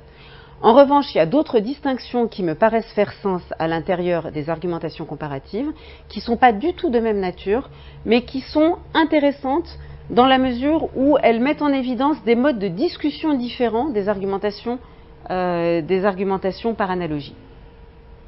C'est des distinctions qu'on va trouver chez les auteurs anglo-saxons. Chez les auteurs francophones, moi je crois que j'ai pratiquement jamais trouvé ça, mais parce que c'est des approches différentes, hein, peu importe. On va voir grosso modo 4 grandes oppositions à l'intérieur des argumentations analogiques, et je vais essayer de vous montrer comment ça déclenche des modes de discussion particuliers. La première opposition, c'est entre les argumentations figuratives et les analogies ou les comparaisons figuratives et les analogies ou comparaisons littérales. Et cette opposition entre argumentation figurative et argumentation littérale, c'est lié à ce qu'ils appellent la domain constraint. C'est-à-dire, est-ce que le for et le thème sont empruntés au même domaine ou à des domaines proches, ou est-ce que le for et le thème sont empruntés à des domaines extrêmement éloignés? Et il va de soi que... alors, pour certains, quand les analogies empruntent le for et le thème à des domaines extrêmement éloignés, ça n'a aucune valeur argumentative, c'est-à-dire la conclusion ne peut pas se trouver renforcée rationnellement par l'analogie. Mais les auteurs qui considèrent que les analogies figuratives n'ont aucune dimension argumentative sont extrêmement rares. J'en ai mis une référence ici, mais ce n'est pas du tout la position majoritaire. Mais il y a quand même beaucoup de questionnements sur qu'est-ce que ça permet de conclure hein, quand on prend le for et le thème dans des...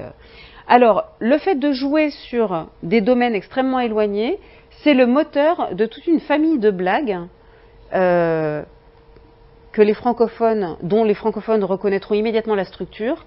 Je ne sais pas si vous avez des équivalents pour ceux qui sont d'autres cultures, mais c'est des blagues du type « la culture c'est comme les étagères ». Vous la connaissez celle-là? La culture c'est comme les étagères, plus c'est haut, moins ça sert. Ça doit être quelque chose comme ça. Là, je souffre parce que je suis enregistrée, mais on va faire comme si, ce qui est sans doute le cas, personne ne réécoutera jamais ça. L'autre, c'est les femmes, c'est comme les spaghettis. Plus on les chauffe, plus elles collent. Ce ne sont pas des analogies argumentatives, hein, c'est des analogies qui ont une finalité ludique, et je vous ferai remarquer qu'elles vous ont fait rire. C'est mal. Mais ce sur quoi elle joue, c'est sur l'éloignement du domaine de référence du for et du thème. C'est tellement loin ce qu'on prend en disant ça, c'est comme ça, que ça crée une attente et on se dit qu'est-ce qu'ils vont trouver comme point de ressemblance. Et ça produit un effet de surprise. Je ne pense pas que vous ayez ri parce que vous trouvez ça absolument hilarant, mais parce que ça surprend, on ne s'y attendait pas. Donc celle-là joue sur des contraintes, des domaines extrêmement éloignés, et c'est ce qui va produire un effet. Il y en a qui sont quand même plus respectables que ces blagues-là, mais qui jouent sur le même ressort, et on va en voir quelques-unes. Et puis, il y a ce qu'on appelle les comparaisons littérales, où le fort et le thème appartiennent à des domaines très proches, voire au même domaine. Et moi, c'est là où j'ai un problème, c'est que quand le fort et le thème appartiennent au même domaine, je me demande dans quelle mesure on n'est pas dans une argumentation du particulier au particulier, où on se retrouve dans une problématique de catégorisation. Si la catégorisation est commune, on n'est pour moi plus dans l'analogie. Mais ça fait partie des choses qui se discutent. Et vous connaissez sans doute tous ce qu'on appelle une analogie proportionnelle. A est à B ce que C est à D, qui est présentée comme une analogie de rapport. Donc le rapport entre A et B est le même que celui entre C et D. Et en général, les analogies proportionnelles relèvent plus des comparaisons figuratives, c'est-à-dire que les domaines de référence du fort et du thème sont éloignés. Et il arrive même assez souvent que C et D soient justement des indications de domaine. Donc par exemple, C et D sont des domaines géographiques différents. L'exemple que je vous donne ici, je l'ai tiré de Libération. Implanter la démocratie en tyrannie, telle serait donc la nouvelle mission civilisatrice d'une Amérique dopée par sa fonction eschatologique d'éradiquer le mal pour faire triompher le bien. C'est la réactivation du dualisme manichéen que saint Augustin représentait déjà par l'éternel conflit entre civitas Dei et civitas Diaboli, mon accent latin est assez approximatif. C'est le combat de Prométhée contre Méphistophélès. Pour les zélotes de l'ultraconservatisme et du néo-fondamentalisme qui contrôlent l'esprit de Bush, il n'y a pas de cause plus noble, plus juste et plus divine que la démocratisation des peaux rouges de l'Irak. Et pourquoi pas le remplacement du bassisme par le baptisme. Donc, les peaux rouges sont aux États-Unis, ce que l'armée américaine est à l'Irak. Et c'est ici un déplacement où C et D sont des indications de domaine géographique qui permettent de transférer l'analogie. Celle-là, je l'aimais bien aussi. C et D peuvent être des indications de domaine, mais ici au sens socio-institutionnel. Et vous aviez ça que j'ai emprunté, je l'ai transcrit de l'édition spéciale de Canal+, le 23 janvier 2001. Pierre Leménaès, métallo à la SBFM, qui est le secrétaire général CGT de la Fonderie de Bretagne, invité sur TF1 le 25 janvier 2010 à participer à un débat avec Nicolas Sarkozy, et réinvité le 23 février à participer à un repas à l'Élysée avec Nicolas Sarkozy. Quand on lui demande pourquoi il a refusé l'invitation, donc au repas à l'Élysée par Nicolas Sarkozy, il répond « Tout d'abord parce que moi ça me fait penser surtout à un dîner de cons, et j'ai pas l'intention d'être le François Pignon de l'Élysée. » C'est là où il va vous manquer des trucs. C'est que le dîner de cons, c'est une pièce de théâtre et un film, ça vous dit rien du tout? Bon. Ou le jeu, c'est un groupe d'amis qui s'amusent régulièrement à inviter quelqu'un qui est invité parce qu'il le considère comme absolument crétin. Et ils font un concours pour essayer d'inviter le plus con. Et évidemment, l'invité ne sait pas qu'il est invité pour ça, et c'est une façon épouvantable de se moquer de lui. Et le con en question s'appelle François Pignon dans le film, et donc lui dit « J'ai refusé cette invitation au repas de l'Élysée parce que je ne voulais pas être le dîner de con ». Donc c'est une transposition d'un domaine artistique à un domaine socio-institutionnel, politique, etc. Et on peut le formuler de façon extrêmement... Voilà, être le François Pignon de l'Élysée. Très souvent, les analogies proportionnelles, il n'y a que 3 des termes qui sont présents et le 4e est absent. Donc voilà. Et vous voyez que c'est sur des domaines, le fort et le thème sont empruntés à des domaines qui sont assez éloignés les uns des autres. Bon, j'en ai quelques autres comme ça, j'en ai plein. Mais parce qu'ils sont jolis, ils sont drôles. Voilà. La question, c'est ces analogies proportionnelles qui empruntent un fort et un thème à des domaines extrêmement différents, dans quelle mesure on peut considérer qu'elles sont argumentatives ? Pour qu'elles soient argumentatives, il faut déjà dans un premier temps qu'elles pointent vers un autre énoncé. Et cet énoncé-là est censé expliciter la propriété qu'on admet du fort et qu'on transfère au thème. Et par ailleurs, même ça ne suffit pas. Encore faut-il que l'analogie rende plus acceptable d'admettre la propriété à propos du thème que tant qu'on n'avait pas l'analogie. Il ne suffit pas qu'on comprenne, il faut encore que ça apporte quelque chose. Toutes celles-là Laurent Ruquier qui dit « Je vous demande d'accueillir quelqu'un qui est à la grâce ce que Demis Roussos est à la pilosité, Isabelle Mergo ». Demis Roussos était un chanteur des années 60 et qui était extrêmement velu. Voilà. On voit bien, ça pointe vers un énoncé qui est un énoncé du type « C'est une représentante éminente de la grâce, de la même façon que Demis Roussos est un représentant éminent de la pilosité ». Maintenant, on ne peut absolument pas dire que l'analogie renforce la conclusion. Juste, ça fait rire, ça produit un effet de suspense, etc. Mais on ne peut pas dire que ça apporte une raison d'admettre la conclusion. Le régime, ça j'avais trouvé ça sur fr.soc.politique, le régime vietnamien est aussi communiste que moi, je suis un spécialiste de macramé. Ce qui me fait rire ici, c'est qu'on ne sait rien de la personne qui parle.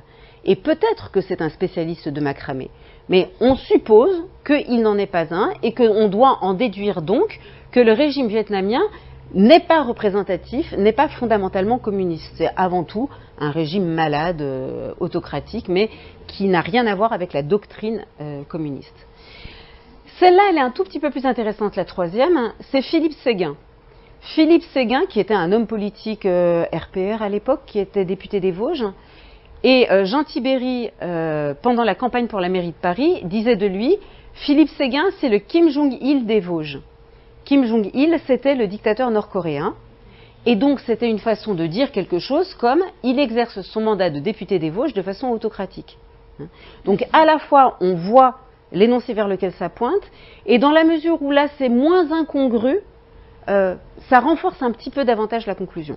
Mais il ne suffit pas qu'on puisse identifier un énoncé vers lequel pointe l'analogie pour dire que c'est proprement argumentatif. Je vous rappelle ce qu'on disait tout à l'heure, qui est qu'il faut quand même que l'argument soit plus consensuellement admis que la conclusion, pour qu'il y ait un transfert qui soit possible d'acceptabilité de l'un sur l'autre. Et que dans ces cas-là, ça ne va pas de soi. Donc les analogies proportionnelles, ce n'est pas toujours évident que ça relève de ça. Donc, la première distinction qu'on a vue entre littéral et, je me rappelle jamais l'autre terme, merci, c'est la question des domaines. Est-ce que c'est des domaines proches ou des domaines éloignés? La deuxième opposition, c'est les argumentations figuratives et... Non. Domaine homogène ou alors, on ne sait pas toujours, et parfois, moi je suis bien embêtée, je ne sais pas, je ne saurais pas vous dire si c'est des domaines proches ou des domaines éloignés. Cet exemple-là, que j'aime bien, parce que je trouve qu'argumentativement il est très bien construit, c'était dans un reportage sur États-Unis, le pays qui arme ses enfants. Vous voyez que j'ai une drôle de pratique de téléspectateurs et d'auditrices radio, hein, c'est que le replay, je fais beaucoup fonctionner. Mais voilà, j'avais entendu ça. Donc Brian Jeffs, cofondateur de l'association Michigan Open Carry, il dit « On ne sait jamais ce qui peut se passer. C'est comme la ceinture en voiture. J'ai pas envie d'avoir un accident, mais si ça arrive, j'ai ma ceinture pour me protéger. Je possède aussi un extincteur. Je n'aimerais pas avoir à l'utiliser parce que ça voudrait dire qu'il y a le feu, question de sécurité, mais c'est toujours bien d'en avoir un pour pouvoir éteindre un incendie s'il y en a un. C'est peut-être rare, mais ça arrive. On ne sait jamais, c'est une précaution. C'est toujours mieux d'avoir une arme et de ne pas l'utiliser que de ne pas avoir d'arme et d'en avoir besoin. » On a une analogie entre le fait de mettre sa ceinture en voiture, le fait d'avoir un extincteur chez soi, et le fait de porter une arme. Et est-ce qu'on est dans une analogie domaine similaire? Est-ce qu'on est dans une analogie domaine éloigné? Est-ce qu'on remonte à une catégorie commune qui est en situation de danger, on prend des précautions? Je suis incapable de répondre à ça. Donc, même ce critère-là, qui paraît simple, il y a des cas extrêmes où on peut dire là, ça n'a rien à voir. On en verra un tout à l'heure, mais bon, c'est pas toujours. Alors, ce qui m'intéresse, c'est que dans cette opposition-là, ça induit des modes de discussion, des analogies qui sont très différents. Vous voyez bien que quand c'est des domaines éloignés, ça n'a pas de sens de se demander terme à terme est-ce que ça se ressemble vraiment. Ce qui compte, c'est qu'il y ait une allure générale qui ressemble, qui ait une logique un peu plus abstraite qui soit similaire dans les deux cas. Alors que quand on est dans des domaines proches, on peut s'interroger sur des ressemblances trait à trait. Ça a beaucoup plus de sens. Dans le cas des comparaisons figuratives, les ressemblances sont plus formelles que substantielles. Donc s'interroger sur leur ressemblance matérielle a beaucoup moins de sens. La réfutation des analogies figuratives porte bien plus souvent sur des phénomènes de contagion, c'est-à-dire sur le transfert involontaire et non souhaité de certaines propriétés du fort sur le thème. L'exemple qui va vous paraître... Ah, celui-là, il est joli. Emmanuel Macron au congrès de la FNSEA. Emmanuel Macron était le premier des candidats majeurs à passer son grand oral devant les 750 élus de la fédération. Un exercice délicat pour chacun des invités candidats, à moins d'un mois du premier tour des élections présidentielles. Et le moindre écart est minutieusement décortiqué et rapidement pointé du doigt. En témoigne sa dernière comparaison. Emmanuel Macron dit « Un éleveur n'aime pas faire souffrir ses animaux. C'est comme penser qu'un entrepreneur aime licencier. » Et le commentaire qui est fait, c'est « Macron vient calmement de comparer les employés à du bétail. » Et c'est ces phénomènes de contagion entre le fort et le thème sur des éléments qui ne sont pas prévus qui vont faire l'objet d'un travail de critique argumentative et d'un travail de réfutation. Celui-là, il est joli comme tout aussi. Je suis désolée, je suis un peu amoureuse de mes exemples, donc j'ai un peu tendance à en dire des choses comme ça, mais Martine Aubry a été accusée, qui est une militante socialiste, maire de Lille longtemps, je ne sais pas si elle l'est encore, accusée d'avoir comparé Sarkozy à Madoff, qui est un gros escroc. Hein. Et elle dit, bien sûr, je n'ai pas comparé le président de la République à Madoff, mais j'ai dit une chose qui paraît assez simple, c'est que quand il nous donne des leçons de rigueur budgétaire, quand on a fait augmenter la dette de la France depuis que la droite est au pouvoir en 2002, on l'a doublée, de 800 à 1600 milliards, c'est un peu comme si Madoff venait vous donner des leçons de comptabilité et ça ne serait pas crédible. Donc elle dit, je n'ai pas comparé Madoff à Sarkozy. J'ai dit que le rapport de Sarkozy quand il fait ça, c'est comme si Madoff faisait ça. Et Jean-François Kahn commente en disant, imaginez qu'Alain Minc, l'homme qui me prédit que ce qui ne se passe jamais, vous accuse de vous être mis le doigt dans l'œil. Vous répliquez, Minc, le prix Nobel de la gourance, ça veut dire de l'erreur, se moquant de quelqu'un qui s'est planté, c'est un peu comme si Landru se faisait le chantre de la femme au foyer. Landru, c'est un tueur en série qui a massacré au XIXe siècle énormément de femmes au foyer. Ce disant, normalement ça devrait être un C d'ailleurs, mais bon, avez-vous comparé Alain Minc à Landru? Évidemment pas, personne ne le prétendra. D'ailleurs, Landru, lui, menait ses projets à bien. Donc, l'idée, c'est, quand on fait des comparaisons, des analogies, réellement, de rapports, est-ce qu'on peut accuser celui qui a fait l'analogie de rapport d'avoir comparé terme à terme? Et c'est à la fois analytiquement faux de dire que Maddox a été comparé à Sarkozy, à la fois c'est extrêmement de mauvaise foi de faire comme si c'était un effet non souhaité.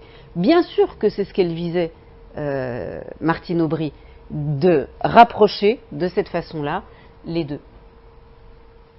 Et les effets de contagion malvenus, il est joli aussi celui-là, Luc Ferry et Jacques Lang, anciens ministres de l'Éducation nationale, parlaient du mouvement lycéen en 2005. Et Luc Ferry et Jacques Lang avaient utilisé la même métaphore en disant « Les lycéens, c'est comme le dentifrice, quand ils sont sortis du tube, on ne peut plus les faire rentrer ». Et ce qui a été commenté, c'est ce phénomène de contagion du fort au thème, en disant « L'image est un peu triviale ». Cet euphémisme laisse pantois. Il n'est nul besoin d'être agrégé de lettres pour se rendre compte que l'image n'est pas triviale du tout, qu'elle est franchement insultante. Le comparer les lycéens, une population humaine et donc a priori digne de respect, et le comparant le dentifrice, se confondent grâce à un point commun sordide, leur capacité supposée à s'échapper en flot incontrôlé, impossible à contenir. Étant donné le degré zéro de conscience avéré du dentifrice, le mouvement lycéen serait à son instar par nature soumis à d'obscures lois de la physique, dont la seule raison d'être, comme celle de la tartine qui tombe toujours du mauvais côté, est l'emmerdement maximal du ministre. Donc vous voyez ici que ce qui est critiqué, c'est ce qui n'est pas présenté comme étant visé par l'analogie, mais c'est les irradiations secondaires qui sont jugées inacceptables.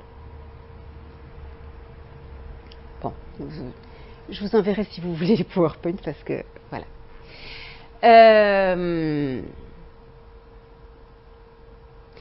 La troisième grande distinction, c'est analogie qualitative-quantitative.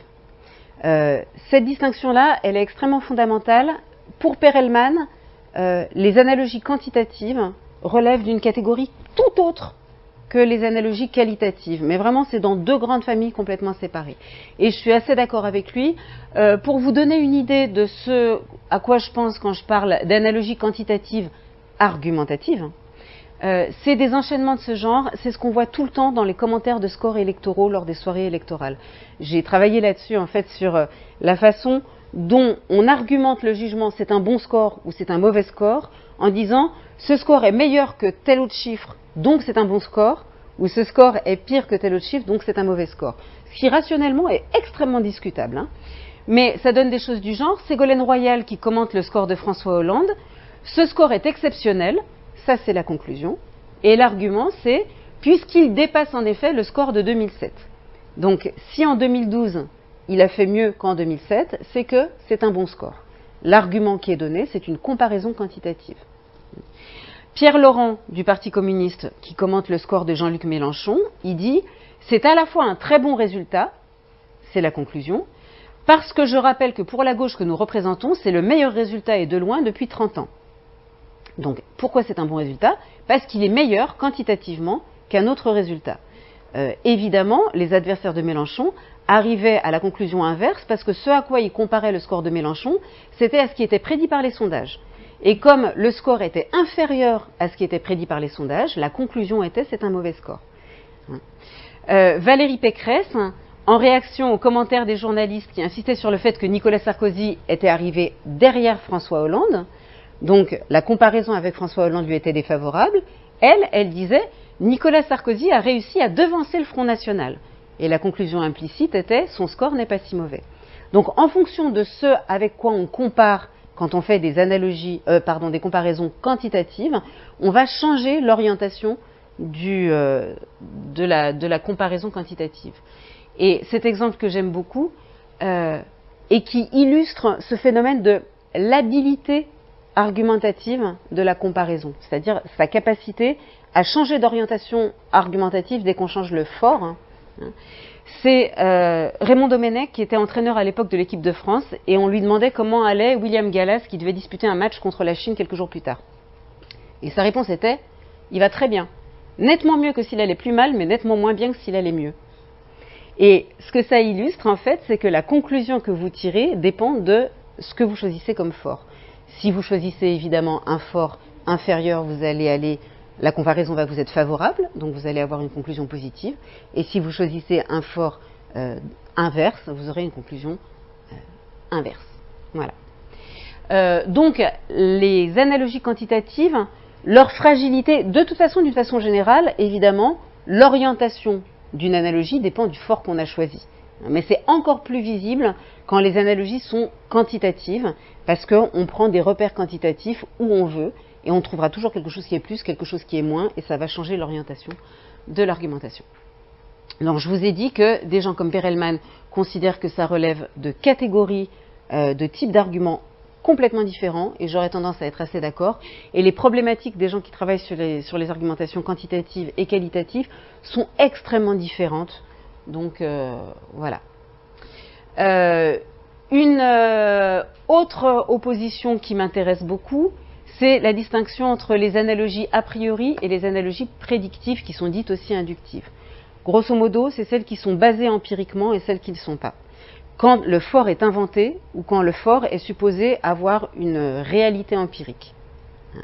Et ça, c'est quelque chose qui est très intriguant pour des gens qui travaillent en argumentation, parce que très souvent, en fait, on dit que les 3 critères pour évaluer, grosso modo, pour évaluer l'acceptabilité d'une argumentation, c'est est-ce que les prémices sont vraies, est-ce qu'elles sont pertinentes, et à quel degré elles renforcent la conclusion. C'est les 3 critères qui doivent être examinés. Sauf qu'on se rend bien compte que dans beaucoup d'argumentations, la question de la vérité des prémices ne se pose pas. Parce qu'il arrive très souvent qu'on parte de prémices inventées et présentées comme fictives, qui n'ont aucune prétention à la véridicité. Ce qui compte, c'est leur pertinence par rapport à la conclusion. Donc ce critère de l'évaluation de la vérité des prémices, quand on a affaire à des analogies a priori, il ne fait absolument pas sens. Les grands exemples qui en sont donnés, alors je vais vous donner un de mes exemples favori, c'est l'exemple du striptease. Pour illustrer ce cas des argumentations a priori, donc Trudy Govir,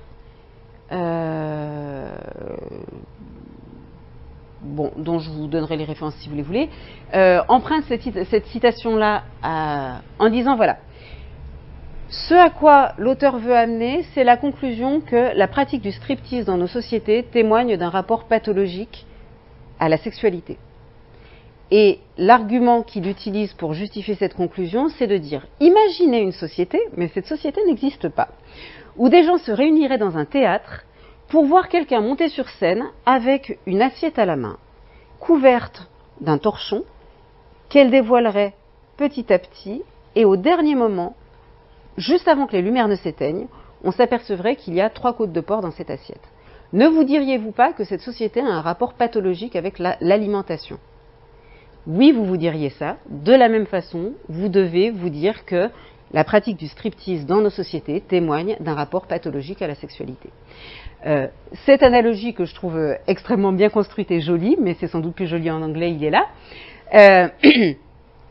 repose sur un fort qui est un fort imaginaire. Donc c'est une analogie a priori, dont on ne peut pas questionner la vérité des prémices, ça n'aurait pas de sens, ça serait juste pas pertinent. Ce qui compte, c'est est-ce que l'analogie est pertinente? Est-ce que ça nous dit quelque chose?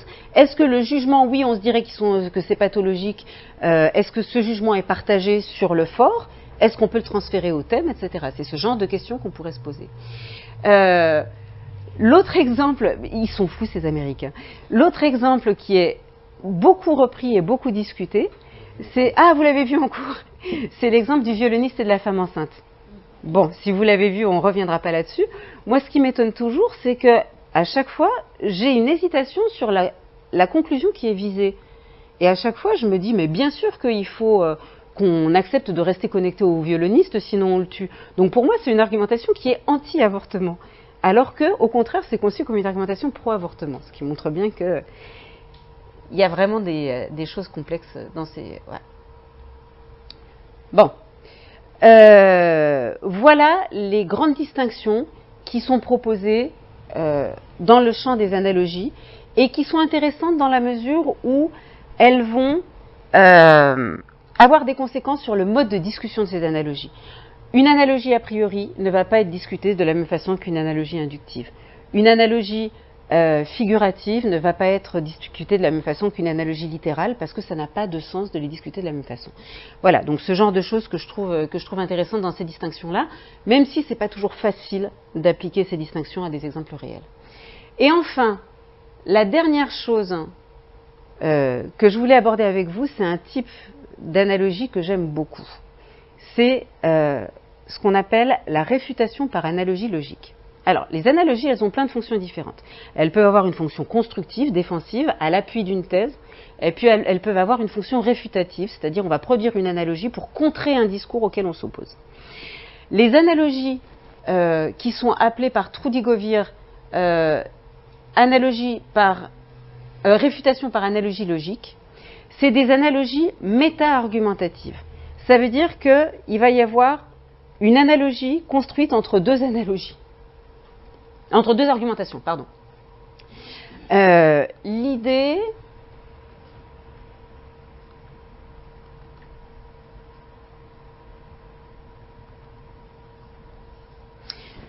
c'est la suivante. Quand on fait une réfutation par analogie logique, on va dupliquer le cœur d'une argumentation qu'on va transférer à un autre cas particulier. Le fait que cette structure argumentative qu'on a transférée du cas dont on est en train de parler à un autre cas, on va essayer de l'appliquer à un cas où cette structure argumentative apparaisse comme inacceptable, complètement absurde.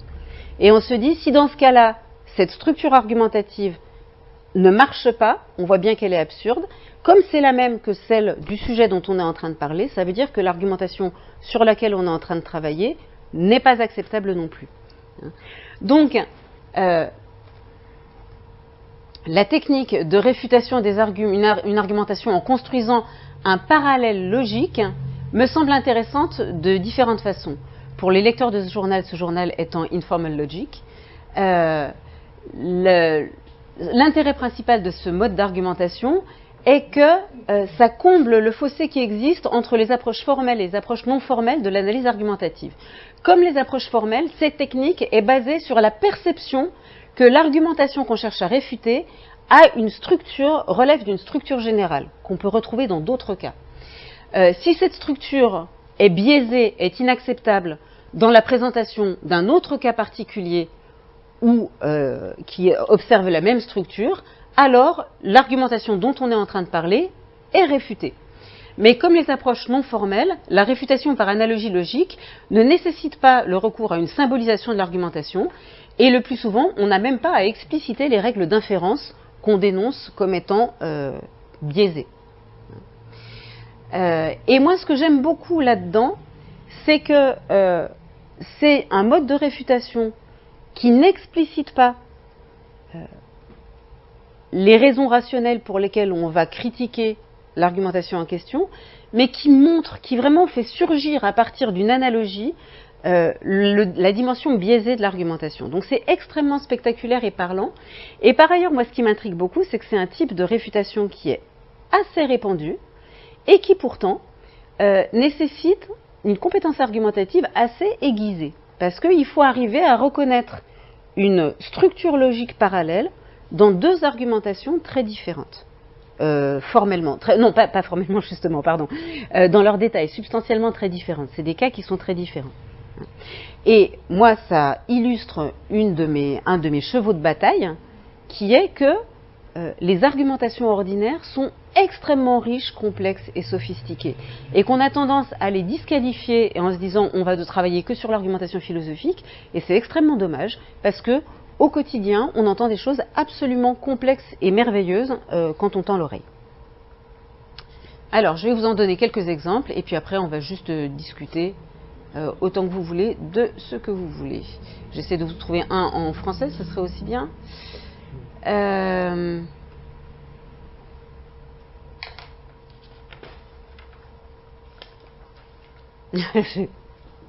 Ça, c'est pour illustrer son efficacité. Vous vous rappelez que Carla Bruni, l'épouse de notre ancien président de la République, quand il a sorti son livre, qui s'appelle « La France pour la vie », elle a commenté ça et ça a été beaucoup glosé dans les médias. Je l'ai lu d'un trait, c'est merveilleux, je ne savais pas que je vivais avec un écrivain. Et il y a quelqu'un qui réagit sur Internet en disant « Mon fils a fait un collier de nouilles pour la fête des mères, c'est merveilleux, je ne savais pas que je vivais avec un joaillier. » Et c'est le fait que Carla Bruni ait conclu de la production d'un livre à sa qualité d'écrivain qui est contestée comme ligne argumentative acceptable par cette intervenante-là qui, juste en transposant la même ligne sur un cas beaucoup plus caricatural, montre en quoi c'est inacceptable. Et moi, je trouve que c'est assez fort parce que moi, quand je la vois dire ça, je me dis c'est juste un peu ridicule. Mais je me dis pas, le livre qu'il a écrit ne peut en aucun cas lui garantir le titre d'écrivain. Je me dis juste qu'elle est lèche-botte. Et quand je lis ça, je me dis oui, en fait, le problème, c'est sur l'argumentation symptomatique. C'est est-ce que ce qui est donné comme symptôme d'une qualité en est réellement un symptôme? Et bien sûr que non. Ce n'est pas le cas ici, de la même façon que faire un collier de pâtes, ça ne fait pas de vous un joaillier. Et je trouve que ça illustre à merveille l'efficacité de ce genre d'argumentation. L'exemple que je voudrais vous donner, il est... je vous donne celui-là, et puis après un vrai beau. Celui-là, il est juste drôle. Il y a un film de Dominique Farrugia qui est sorti il y a quelques années qui s'appelait Le Marquis. Et j'ai vu la bande-annonce que je suis allée rechercher évidemment après sur Internet, parce que vous voyez deux personnages qui prenaient la fuite dans un aéroport, et voyant qu'ils se mettaient à courir, il y avait deux policiers qui se mettaient à courir derrière eux, et qui les arrêtaient. Et au moment où ils se font arrêter, il y en a un qui dit à l'agent de police « Ah, on court, c'est qu'on s'évade, on mange une carotte, c'est qu'on est un lapin ». C'est pas un peu simpliste comme raisonnement. Et vous voyez, vous avez une belle construction analogique où on mange une carotte, c'est qu'on est un lapin, on voit bien que ça ne tient pas, parce que nous aussi on mange des carottes, on n'est pas pour autant des lapins. Et donc on transfère ce jugement d'inacceptabilité de cette interprétation d'un symptôme vers la catégorisation à la situation dans laquelle on se trouve. Ce qui est intéressant aussi dans cet exemple-là, c'est la question du marquage langagier de l'analogie. C'est que dans certains cas, on a des comme. Dans certains cas, on a je vais vous faire une comparaison, prenons par exemple, etc. Là, on n'a pas de marquage de type là. Ça ne veut pas dire qu'on n'a pas de marquage du tout. On a une très belle construction en parallèle. On court, c'est qu'on s'évade. On mange une carotte, c'est qu'on est un lapin. Et avec ensuite la conclusion. Donc il y a quand même stylistiquement une conclusion, enfin une construction qui aide à la lisibilité de la structure argumentative qui vous est proposée. Mais bon. Et l'exemple que je voulais vous donner, qui est un vrai bel exemple, c'est celui-là. Je ne sais pas si vous connaissez Léon Werth. Léon Werth, c'est un de mes auteurs favoris. Ce qui est d'une importance assez relative pour vous, mais il a écrit des choses qui argumentativement sont merveilleuses. Et il a écrit ce livre qui s'appelle Clavel Soldat, qui est une espèce de manifeste antimilitariste, Première Guerre mondiale, je situe, c'est un récit, alors lui-même a fait la Première Guerre mondiale, c'est pas complètement autobiographique, c'est-à-dire Clavel, c'est le personnage principal et c'est pas lui, mais c'est quand même basé sur son expérience et c'est très très militant. Et je vous lis l'ensemble du texte, mais ce qui m'intéresse, c'est la fin, qu'on va analyser en termes de réfutation par analogie logique. Et quelles que soient les causes de cette guerre, et je vous lis l'ensemble parce qu'il y a beaucoup d'autres analogies argumentatives, mais qui n'ont pas cette même construction-là. Et quelles que soient les causes de cette guerre, elle est maintenant semblable à toutes les guerres. Elle persiste par l'obéissance des soldats qui vont à l'attaque comme à la manœuvre, par les passions vagues, par les haines collectives dont les journaux varient à volonté l'objet. À l'époque du Transvaal, à l'époque de Fachoda, la foule française détestait l'Angleterre. Mais la perfide Albion est devenue la loyale Angleterre. La foule met son cœur stupide au service des combinaisons diplomatiques. Elle est semblable aux domestiques qui s'enorgueillissent de l'argenterie de leur maître. Ça, c'est magnifique. On a dit à tous ces peuples que cette guerre n'était pas une guerre comme les autres. C'est qu'on y achetait non seulement les soldats de nos casernes, mais aussi les civils, qui réclament quelques gros arguments. Selon la tradition, chaque gouvernement a déclaré qu'il avait les mains nettes, qu'il n'était pas responsable. Et les peuples n'en demandent guère plus, où ils disent « les autres ont été trouvés par leur gouvernement ». Et les gouvernements ont ajouté à leur arme une arme à leur arsenal de persuasion. Comme les peuples modernes n'aiment pas la guerre, les gouvernements ont répandu par leurs agences, ils ont répandu par leurs socialistes et leurs anarchistes complices du jeu, l'idée que cette guerre était la dernière des guerres, la guerre tueuse des guerres. Comme un enfant qui réclame un dernier gâteau. Encore un, plus qu'un, je n'en redemanderai plus. Les gouvernements ont demandé au peuple le dernier sacrifice, faites la guerre pour que vos fils n'aient plus à la faire. Mensonge imbécile, cette guerre est la guerre, rien ne prépare la persistance de la paix, sinon l'habitude de ne pas consentir à la guerre. Chaque jour de guerre auquel les peuples consentent les accoutume à la guerre, prépare une guerre nouvelle dans l'avenir. C'est pas beau ça? Vous pouvez ne pas être d'accord, n'empêche que c'est magnifiquement construit argumentativement. Et ce qui m'intéresse, c'est la fin, évidemment. Et la fin, elle m'intéresse parce que vous avez une conclusion, une argumentation, un parallèle avec une autre argumentation. La première argumentation est rejetée, et donc on transfère le rejet sur l'argumentation qu'on est en train de mener. L'argumentation de base, c'est les enfants qui disent « je te demanderai plus jamais de bonbons », même si on sait que donner un bonbon à un enfant n'est pas souhaitable, et la conclusion, c'est « donne-moi un bonbon ». Et l'argumentation thème, c'est « ce sera la dernière des guerres, même si on sait que partir à la guerre n'est pas souhaitable, donc allez quand même faire la guerre ». Or, on sait que je ne te demanderai jamais de bonbons, la prémisse est fausse, parce que si vous avez eu des enfants, vous savez que c'est pas vrai. Et puis si vous avez été enfant, il y a plus de chances. Vous savez que vous allez en redemander un, même si vous dites que c'est le dernier. Et de la même façon, vous en déduisez, vous transférez cette propriété de la fausseté de cette prémisse, vous la transférez sur le thème. Ça sera la der des der. Non, c'est pas vrai. Et donc, il ne faut pas non plus admettre cette argumentation-là. Donc, vous voyez que la réfutation par analogie logique, elle consiste à établir un parallèle entre deux argumentations, l'une étant évidemment inacceptable, et on transfère le jugement d'inacceptabilité sur la conclusion qui fait l'objet de ce dont on est en train de parler. Les argumentations qui sont les deux termes de l'analogie peuvent être de plein de natures différentes. Ici, je ne sais pas comment on pourrait... c'est une façon de bloquer un argument de direction dans les deux cas, mais ce n'est pas admis. Ça peut être une argumentation comparative comparée à une autre argumentation comparative. C'est ce qu'on avait dans le cas du Paix de Lapin et de l'ouragan et de Jean-Marie Le Pen et des nazis. Ça peut être des argumentations causales, en haut et en bas. Il y en a plein d'exemples dans le PowerPoint. Voilà. Ça peut être des généralisations. Hein, ça peut être donc des argumentations par l'exemple qu'on a en haut, qu'on a en bas. J'en ai peut-être une.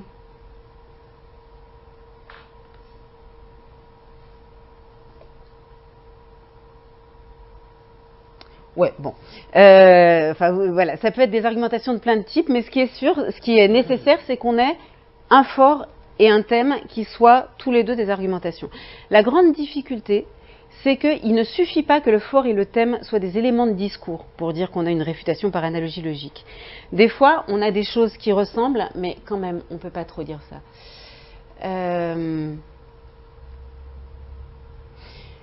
Par exemple, cet exemple-là, de Moubarak à Hu Jintao, le président égyptien Hosni Moubarak a dit regretter les piètres résultats des partis qui ne sont pas à sa botte, alors qu'il a tout fait pour empêcher leurs candidats de se présenter dans des conditions normales.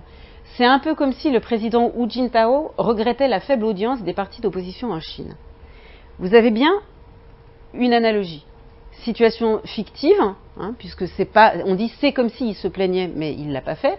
Donc le fort, c'est le président Hu Jintao regrette la faible audience des partis d'opposition en Chine. Ça paraît aberrant parce qu'on sait que c'est un régime qui est un régime totalitaire, en tout cas c'est ce qui est présenté ici.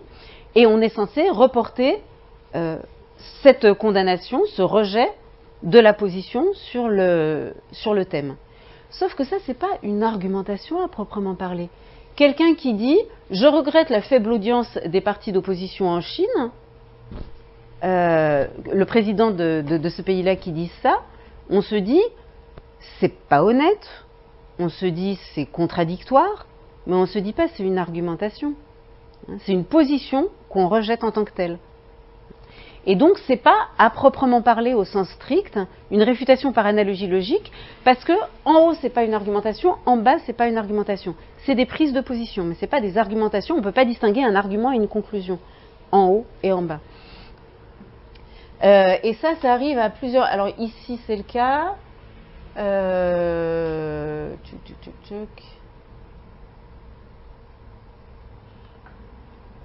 Voilà, même chose ici. Le médiateur de la rédaction de France 2. Vous voyez, France 2 a un médiateur. Le médiateur, il est supposé critiquer l'éthique journalistique, vérifier les faits, etc. Et quelqu'un dit, les présentateurs très exposés à la sanction médiamétrique ont d'abord craint cette autocritique publique. Donc, puisque le médiateur de France 2 revenait sur le travail des journalistes de la chaîne en critiquant et éventuellement certains des articles ou des émissions prises en charge par ces journalistes. Donc les présentateurs très exposés à la sanction médiamétrique ont d'abord craint cette autocritique publique, argumentant pour certains que ce n'était pas au serveur de critiquer la cuisine de son propre restaurant. Et donc on a bien une analogie entre le médiateur de France 2 qui critique le comportement des journalistes de sa chaîne et les serveurs qui critiqueraient la cuisine du restaurant dans lequel ils travaillent. Mais ce n'est pas à proprement parler un fort et un thème qui sont des argumentations. Même si on se dit que ça a quelque chose à voir avec ça, mais on ne peut pas dire qu'il y a un argument et une conclusion en haut, un argument et une conclusion en bas. Mais il y a bien une analogie argumentative. Mais ce n'est pas une réfutation par analogie logique. Mais c'est souvent extrêmement difficile parce que le choix, la forme même de surface ne se donne pas toujours clairement et elle demande des reconstructions. C'est le dernier exemple que je vais prendre avec vous, puis après on discute. Voilà.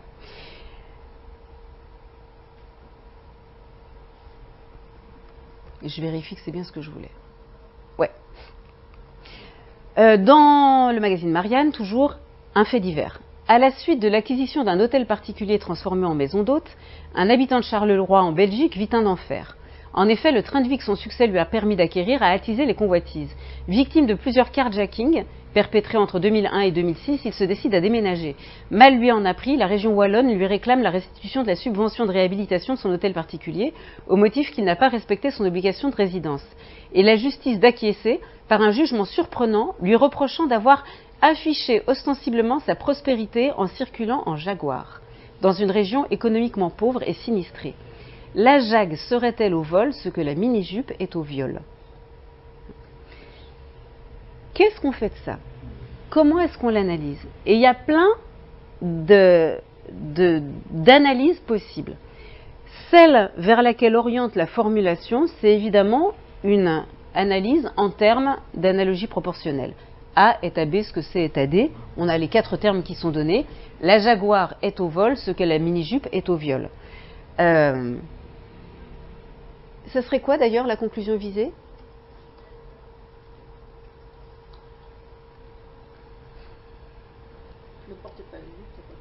Une circonstance atténuante. Hein? Le problème est que, évidemment, ce n'est pas la ligne argumentative qui est prise en charge par le locuteur. Le journaliste, lui, il s'insurge contre cette décision, hein, puisqu'il dit une drôle de décision, puis il finit par une interrogation rhétorique, etc. On voit bien que ça ne reflète pas sa position à lui. Donc il est plus dans une stratégie de réfutation que dans une stratégie de prise en charge de cette analogie. Il y a une orientation qui est clairement ironique du texte. Ce que veut dire en réalité l'auteur de l'article, c'est « porter une mini-jupe ne justifie aucunement un viol, donc par analogie, rouler en jaguar dans un quartier dévalorisé ne justifie aucunement le carjacking ». Ce qui veut dire, c'est ça. Donc ça, c'est une autre reconstruction qui ne rend pas compte de la forme de surface, mais qui rend mieux compte de l'orientation argumentative qui est poursuivie réellement par... voilà. Et on peut faire aussi une reconstruction en termes de réfutation par analogie logique. Et elle est très juste analytiquement, mais elle s'éloigne beaucoup de la surface. C'est quelque chose du type, porter une mini-jupe est une provocation sexuelle. Il y a des prémices implicites du type l'homme résiste difficilement aux provocations sexuelles, hein, qu'on est obligé de reconstituer pour pouvoir passer à la conclusion. Conclusion, une femme en mini-jupe est en partie responsable des agressions sexuelles dont elle peut être victime, ça a sauté. C'est une argumentation qu'on est censé trouver inacceptable, que moi personnellement je trouve effectivement inacceptable, mais en tout cas c'est le fonctionnement qui est visé. Et on est censé transférer ce jugement d'inacceptabilité sur l'argumentation qui fait l'objet de l'article. L'individu a circulé en jaguar dans une zone défavorisée. Circuler en jaguar dans une zone défavorisée peut être vu comme une provocation. Conclusion, il est en partie responsable de tout ce qui a pu lui arriver. Et comme on considère que ça c'est inacceptable, on doit considérer que ça c'est inacceptable aussi. Donc, ce sur quoi je voulais conclure, c'est sur le fait que l'argumentation, c'est le bazar et c'est de la cuisine, mais c'est pas que le bazar et de la cuisine. C'est-à-dire que je suis bien embêtée. J'ai plusieurs analyses possibles. Je ne peux pas trancher et vous dire laquelle est la bonne. Par contre, ce que je peux faire, c'est expliciter les intérêts de chacune de ces analyses, les justifier, les discuter avec vous, voir en quoi elles tiennent, et puis dire, voilà, dans certaines circonstances, je vais choisir celle-là plutôt qu'une autre. Mais ce que je trouve absolument passionnant dans l'argumentation, c'est que on est quelque part entre une espèce d'herméneutique libre et de logique formelle. On est vraiment, il y a des grilles d'analyse, il y a des configurations repérables, les analyses peuvent être justifiées, mais il y en a toujours plusieurs qui sont concurrentes, et une analyse c'est toujours autre chose que ce dont on parle et l'exemple qu'on cherche à analyser. Il faut en être conscient et il faut justifier les analyses qu'on produit, mais il y a toujours plusieurs possibilités d'analyse. Voilà. Et les argumentations qui reposent sur une relation de comparaison, vous avez vu qu'il y en a beaucoup, qu'elles sont très différentes les unes des autres, que leurs modes de discussion sont différents, qu'on n'a absolument rien tranché ni sur les sous-types qu'il fallait prendre en considération, ni sur leur acceptabilité, leur solidité, etc., mais qu'on a essayé de se balader un petit peu au milieu de ces argumentations pour voir quels étaient les fils possibles à tirer et pour, j'espère, vous convaincre du fait qu'elles étaient extrêmement riches et intéressantes, mais si vous avez travaillé sur l'analogie, vous le savez déjà. Voilà.